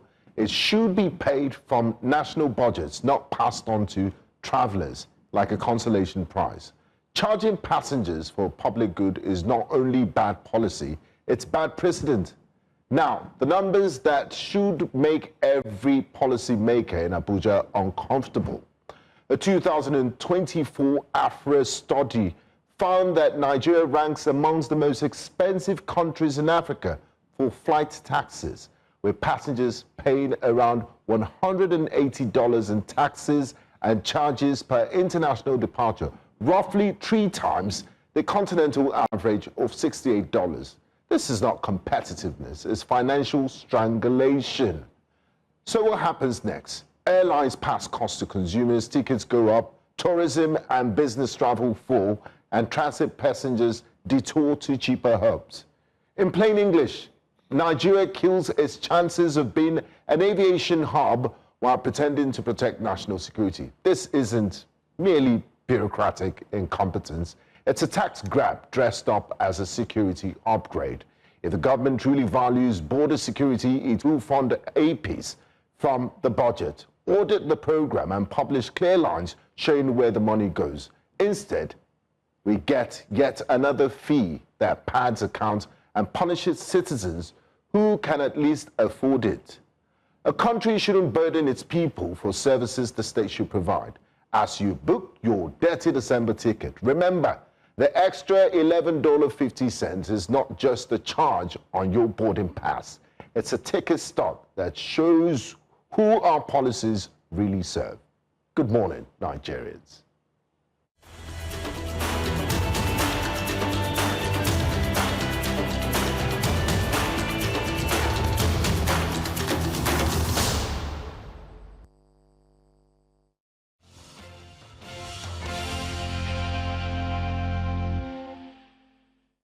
Very interesting one there. Which way Nigeria? $11.50. Dirty December truly is going to be a dirty one. We do have our in-house analyst who joins us here. Good morning and thank you so much for coming. We do have Dr. Femi Mosaku-Johnson. He's the National Administrator, Association of Corporate Governance Professionals of Nigeria. And you came at the nick of time, where we are looking forward to governance that is being faced with international challenges. Welcome, by the way. Thank you so much. Good to have you. Very pleased to be with you this morning. It's very good to have you. Very Let's now, in the words of Benga Borowa, leave into the paper. I'm coming home. Let's start with the Punch. On the front page of the Punch, we have the CPC blacklist. 12 Nigerian governors, others may face U.S. sanctions. Government officials, judges risk asset freeze in new U.S. law. Tinubu, U.S. VP may meet amid tensions. The latest update is that he's on his way to the U.S. to meet with the Vice President of the United States, J.D. Vance. Coup controversy. Silva's brother, driver, still in custody, even though he has outrightly denied being involved in the coup. Student loan applications hit 1 million, according to Nelfon. Bravo. Doctors dispute federal government's 11.9 billion naira payouts. Strike continues. NDLEA arrests musician, uncovers Lagos illicit drug laboratory. Diri joins APC today, cites Bielsa interest. And at the top of the paper, PDP crisis. Makinde bloc regroups as autumn. Fayoshe back wiki. Let's start with what happened to the G5? The G5. The G5 is a... They have gone on the G. It's now G 2 plus 2 plus 1. Yeah. It's now G unit. Wow, that was a good one, Joe. Yeah. Let's start with 12 Nigerian governors and others may face U.S. sanctions. The CPC. Well, country of particular concern. Yes. As a matter of fact, we should be a country of particular concern, not only to the United States, but to every well-meaning nation of the world. Nigeria, I must say, to me, from our research, is the greatest country in the face of the earth. Nigeria has 44 solid minerals. No country in the world has half. This is the greatest country in the world. We have talked about leadership, we have talked about governance, and that has been our problem. Now, the U.S. came in and so on. But of course, we can say that, okay, who is Trump to tell us how we are going to govern our country and so on? We can say that, of course, Nigeria has its own sovereignty.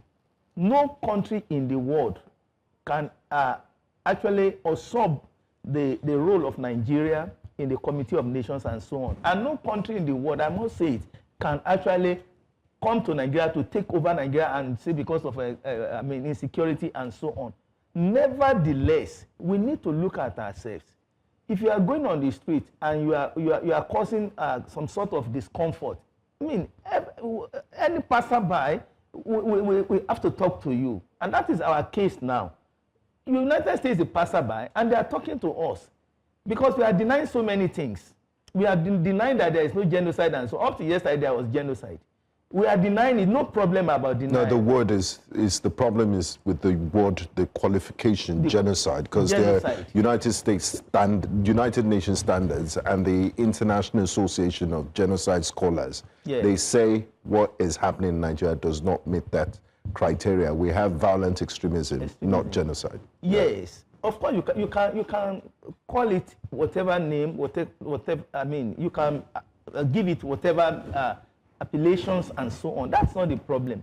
The problem is that we must find a way, our government, as a matter of compulsion and as a matter of necessity, must find a way to put a stop to killings anywhere in Nigeria.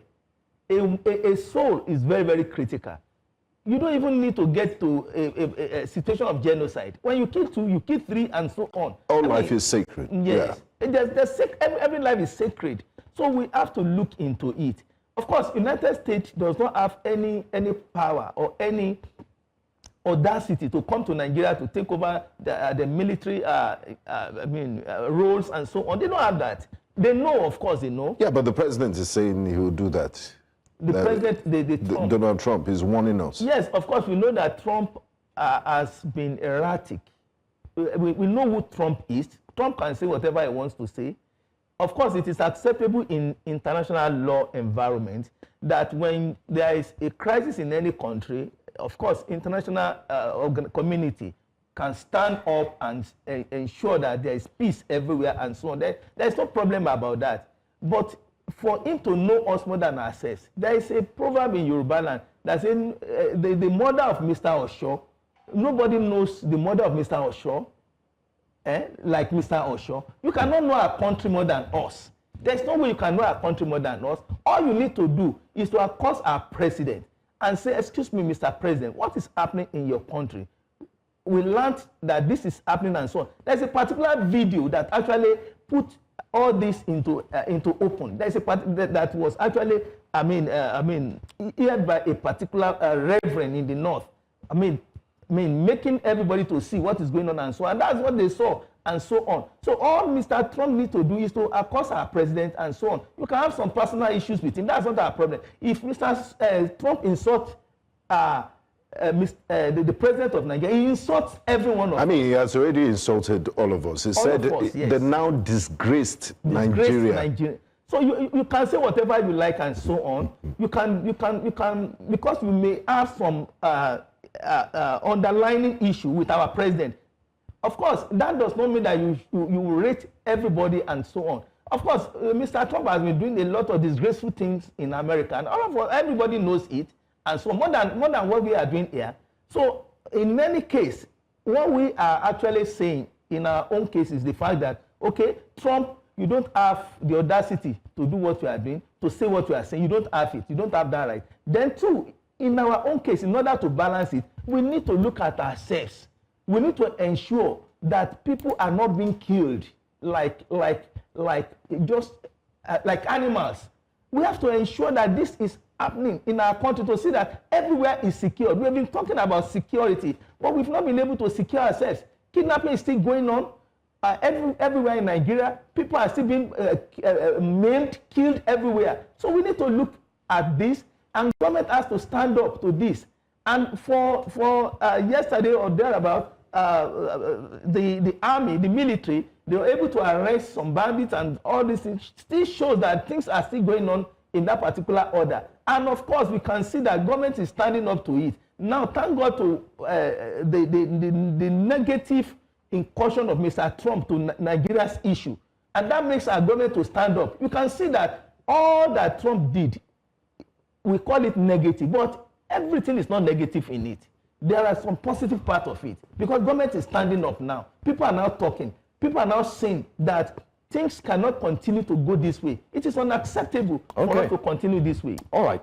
Let's look at another newspaper very quickly. Let's quickly run through Nigerian Tribune. I'd like us to look at that.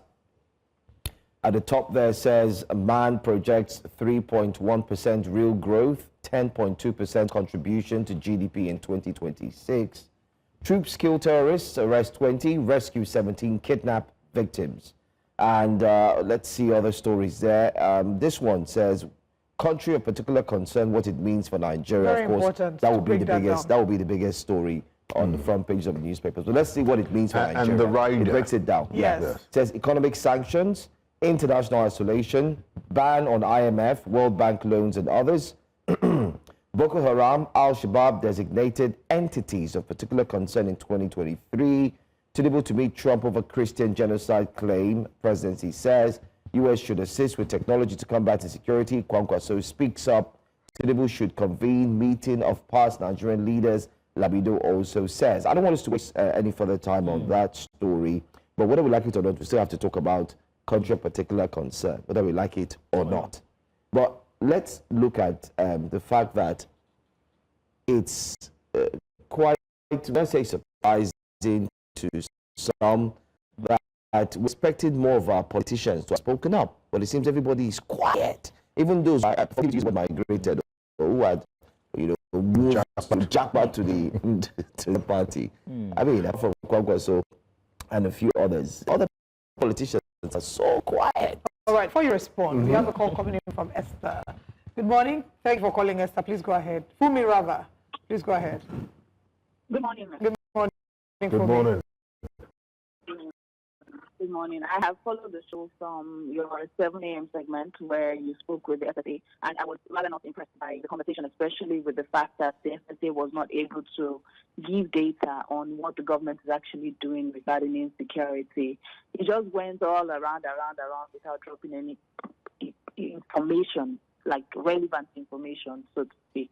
So, I mean, it's a country where we cannot categorically say, we have been talking about the list of those that are sponsoring insecurity in Nigeria for the longest time that I have heard. And still yet, we don't know these people. We have not, we can point at politicians and say, this person stole money. Why can't we list the number of people who are behind insecurity in Nigeria? If somebody is being persecuted, why can't we know who's being persecuted? It should be public information. These people are putting our lives in danger, and you're telling us that if we want to get the information, we should go to the court to go and ask them for the information, and you're supposed to be the SSA to the president. Are we serious in this country? People's lives are at stake, and I think that this particular situation with the CPC is a call to action for Nigeria. I'm waiting to see if the president in 2027 will actually go ahead with another Muslim ticket. I am waiting to see that, especially following what is going on right now. Yes, if you say that Christians are not being killed compared to Muslims, what are your statistics? You're saying you have statistics. You're going to travel to the U.S. to have a meeting with them and whatever. This was about 2 or 3 weeks ago, and they did not go for that meeting. Now, the president of the United States is now coming up to say, he's putting Nigeria on CPC list. Then you now want to go and hold the meeting. The meeting that you could have held before. Are we serious in this nation? We are playing with the lives of our citizens. That's all I want to say. Thank you guys for watching. Thank you very much for me. And the most important part is all life is sacred. Muslim, animist, atheist life, all life is sacred. And the government should step up and prevent the killing of Nigerians, regardless of wherever you are, as long as you are within this geographical unit called the Federal Republic of Nigeria. I'd asked a question before the call. Isn't it surprising that we're expecting to hear more politicians those who have who had cross-carpeted, everybody speaking tough, opening. We only heard from Rabi Musa Kwankwanso. Yeah. He's the only one that's, and typical politicians, they always have something to say whenever there's an issue, especially something as big as this. You see, I think I've maintained it here, and I've laid it down here that you need to distinguish politics from pragmatism. These guys that you are expecting to speak, they are very careful. They may say something and that may stand against them at the next poll. That's why they have been very careful. But I thought they should be Nigerian enough. Anyway, sorry to, but let's just take this call. We have another call. Hello? Michael from Lagos. Hello, good morning. Good morning. Yes, my name is Michael. All right, Michael, thanks for calling. Please go ahead with your comment. Okay, so on this controversy about Nigerians being designated at the CPC, I think if our leaders fail to do what they are supposed to do, and the country like United States of America is pointing them at the right direction, people should not bring all kinds of conspiracy theory. America has always been sensitive to Islamic extremism all over the world. They themselves have been at the receiving end. We still remember the September 11th.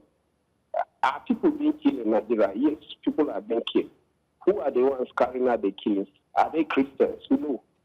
They are people who have been brainwashed with extremism, Islamic extremism. Across the North Central, people are being killed in mass. At the point, it was even happening in Ondo State. The former governor, the late governor of blessed memory, had to stand up to form Amotekun to stop that nonsense. And Tinubu was saying that they killed the daughter of an elder statesman. Tinubu was saying that they say the Fulani people, we are the cattle. Because of political reasons. The people in power right now, we have it on record that they went to the U.S. in 2014, they ran up to the nation to report Jonathan. So why are they now complaining that the U.S. is interfering in the insecurity in Nigeria? We also know that most of the people in power were beneficiaries of the Chibok gang. They were controversially involved in the Chibok gang kidnapping. We know all those things. And they are the second in command now. They are top in the government. So they should do what they are supposed to do and stop all this conspiracy theory.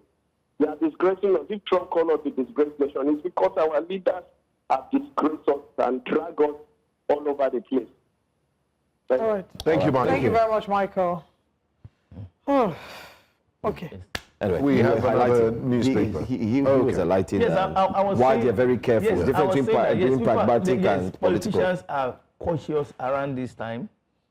I mean, knowing fully well that whatever they say will be taken against them in the next poll. So they have been very, very careful. But if anybody will talk and whatever that he will say and so on, truth is very, very constant. Incidentally, people are not coming out with the truth. People are coming, most of you that have talked, they talk from their own biases, from their religious biases, point of view, and so on. But Nigeria first. If you want to talk about this issue, Nigeria first. And the most important thing is that, look, Mr. Trump, you don't have the right to say all that you are saying against the country and so on. Then the second thing is that the president of Nigeria should stand up and see to it that everywhere, every part of Nigeria, from Nkalagu to Okigwe, from Okigwe to Kotangora, from Kotangora to Malumfashi, from Malumfashi to Yobe, to ensure that there is safety of every citizen of Nigeria. This is the time. Dr. Johnson, do you think the president should have addressed the nation in the time we've had in the last 24 hours? Before you respond to that, let's take a call from Uche. Good morning, Uche. Please go ahead. Thanks for calling. Good morning, everybody. Good morning. Good morning. Yeah. I'm coming from Niger State. All right. I am now 60 years old. Since I was born, I've been hearing about extremists, Islamic extremists, since I was born. And all these killings, most of the killings, like if there is any blasphemy in another country, they will be killing in Nigeria. The government will not do anything. For instance, the brother was burnt alive. You people are journalists. What was the charges against those people that killed that lady? Our state is not doing enough. Our problem is our leaders. They are not doing enough. What Trump is now saying is a wake-up call. Let them do the right thing. Do the right thing. People you see burying about 60 or 70 or 100 and something people in a community. You won't see anyone caught or put to the court for the killing. At the same time, we have names like Mohammed and the former Attorney General told us, is it about 400 or 300 and something names that are sponsors of terrorists. What happened? As a journalist, where are the names? I'm asking you people. So the state is not doing enough. Blame our state. There was a killing. I have forgotten the state. A herdsman attacked somebody in his farm, and the person overcome the herdsman and killed him. What the Supreme Court did, they sentenced the guy. In a self-defense, what are you telling us? You are telling the outside world that your country is going in a different direction. God bless you people. Thank you very much, Uche. The sentiment that Uche has expressed is what we see. We've seen a number of people express that on social media as well. People who say that the anger is maybe misplaced if targeted at Donald Trump, but we should look within. We haven't put our house in order. So, of course, we should expect that, there should be that sort of external reaction when you haven't put your house in order. Of course. I've said it, and it cannot be emphasized too emphatically, that when you are misbehaving on the road, passers-by has the right to put you to order. And that's what we are doing. Uche has said it. He did say that, that it's a wake-up call for our leaders to stop all these killings all over the place. And if anybody says there is no killing, that person is deceiving himself. Up to yesterday, up to last week, there are killings. So what do we do about it? And that is the point that we are making, that the leadership of this country must stand up to this. It's not about, okay, somebody, you are asking that, okay, the president is supposed to have addressed the nation and so on. I think we had some statements. Yes, the presidential spokesperson, this person says his own, another person says his own, but what they are saying is incongenial to, this one says different thing, another person says different thing. So we don't even know what is coming out. So that's why Nigerians should have expected, because this is unprecedented in the history of So that goes back to what my colleague asked. Yes. Do you think that the presidency should have addressed Nigerians? If the president cannot address the nation as it were, I don't even know where the president is. It doesn't matter. He's on his way to the U.S. To the U.S. What matters now is that somebody should, on behalf of the president, if the president cannot address the nation, because this is a very, very critical issue. This is a very, very pivotal The Ministry of Foreign Affairs has released a statement. Okay. Yeah. Okay. And some of the president's aides. This issue is not even about the Ministry of External Affairs or whatever. It's the issue about the presidency. It's the issue about Nigeria. It's the issue about, okay, this is what we want to do. With respect to what Mr. Trump said, this is what we are going to do, and this is what we have done so far. And this is the way for us to go. So if you are going to meet the President of the United States, what statistics do you have in your hand? How many people are you going to say? Are you going to tell him that nobody was killed? Are you going to tell him that nothing has ever happened? Are you going to tell him that there has never been any killings in Benue, in Plateau, in Taraba, in other places? Is that what you are going to tell the President of the United States, even when you are going to meet him? So I'm bothered about what our president is going to tell Mr. Trump. Mr. Trump is not the headmaster of Nigeria.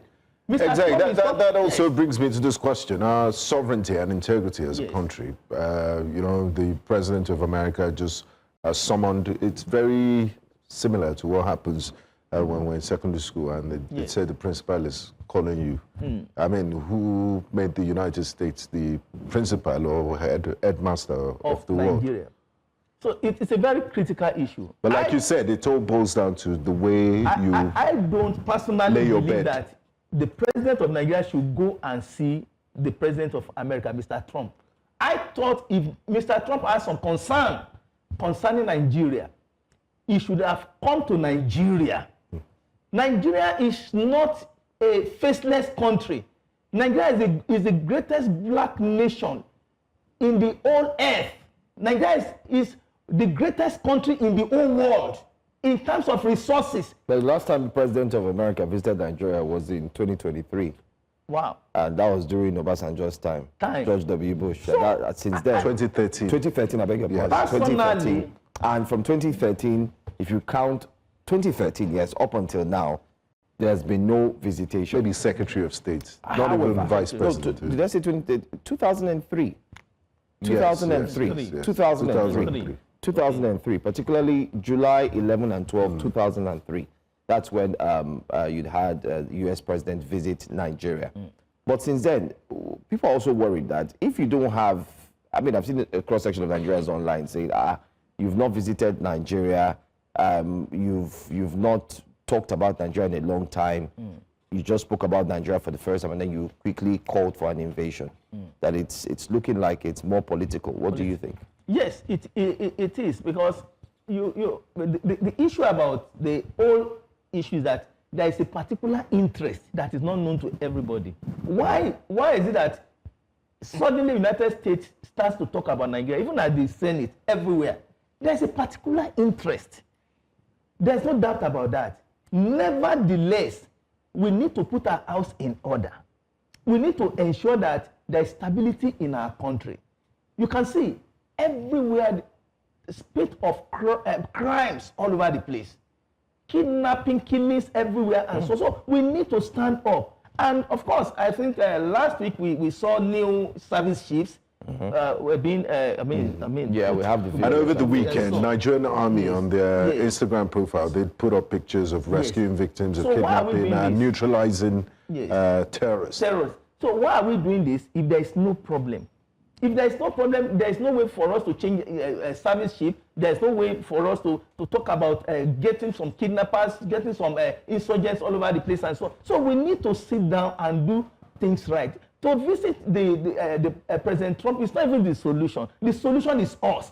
Is to call ourselves together. To visit President Trump is to prevent us from being bombed and invaded. Yeah. No, so it's very important. It is totally unacceptable for anybody to bomb us. It is totally unacceptable. But you can't call the bluff of the U.S. president. Exactly. We can't because we're a sovereign nation. And we're doing business. Apart from the military aspect, we do a lot of business with we United States. We have a lot of businesses with United States. In fact, Trump was alluding to the fact that some aid that is coming to Nigeria is going to be stopped, isn't it? Loans and some of those things. And so, do we need aid? We do. If we put ourselves together. I mean, they've already stopped USAID. The president just requested for a new loan. You know, so these are the intricacies that come with. We do not need any loan. We do not need any support from anybody. We are a country that can stand on its own. No country is an island. No man is an island. Yes, of course, diplomatically, no country is an island. But in terms of resources, look, there are two different things: resources and resource. Nigeria has resources, but resource is the problem. These countries that are acting as principal, acting as headmaster over us, all right, they don't have 4% of our resources. So why yeah, but the quality of life and the sort of problems they deal with are different. The quality of life they talked about, I checked yesterday, the first 30 countries with solid quality of life, Nigeria was nowhere to be found. Exactly. So these are the issues. Nowhere to be found. And these are the things we hope. The first 30, in terms of quality of life, yesterday, quality of living, Nigeria was nowhere to be found. You see Switzerland, you see Iran, you see, these are the issues, and hopefully all this episode something positive will come out of it. It will spur the government to act decisively. And at this point, it must. It's not hopeful. Hope is not strategy. It's a call to action. Actually, it's a call to action. Anyway, thank you so much for joining us, sir. We appreciate your time this morning. Dr. Johnson. To all our guests who have joined us physically, virtually, as well as our online audience, thank you very much for joining us today on Breakfast Central. We do this every weekday, 7 a.m. to 10 a.m., and we'll be back again tomorrow. As we head out of the studio, I want to use this opportunity to celebrate EMO. Is it a Breakfast Central if I don't have a shout out for someone? One of my absolute favorite humans in the world. Thank you for being a friend and a sister and the best manager ever. Until we come your way again, I am Olive MOD. And I'm Big Borrower. See you tomorrow. You don't give shout out to EMO too. Shout out here. Thank you so much for coming. I'm saying we're out of here.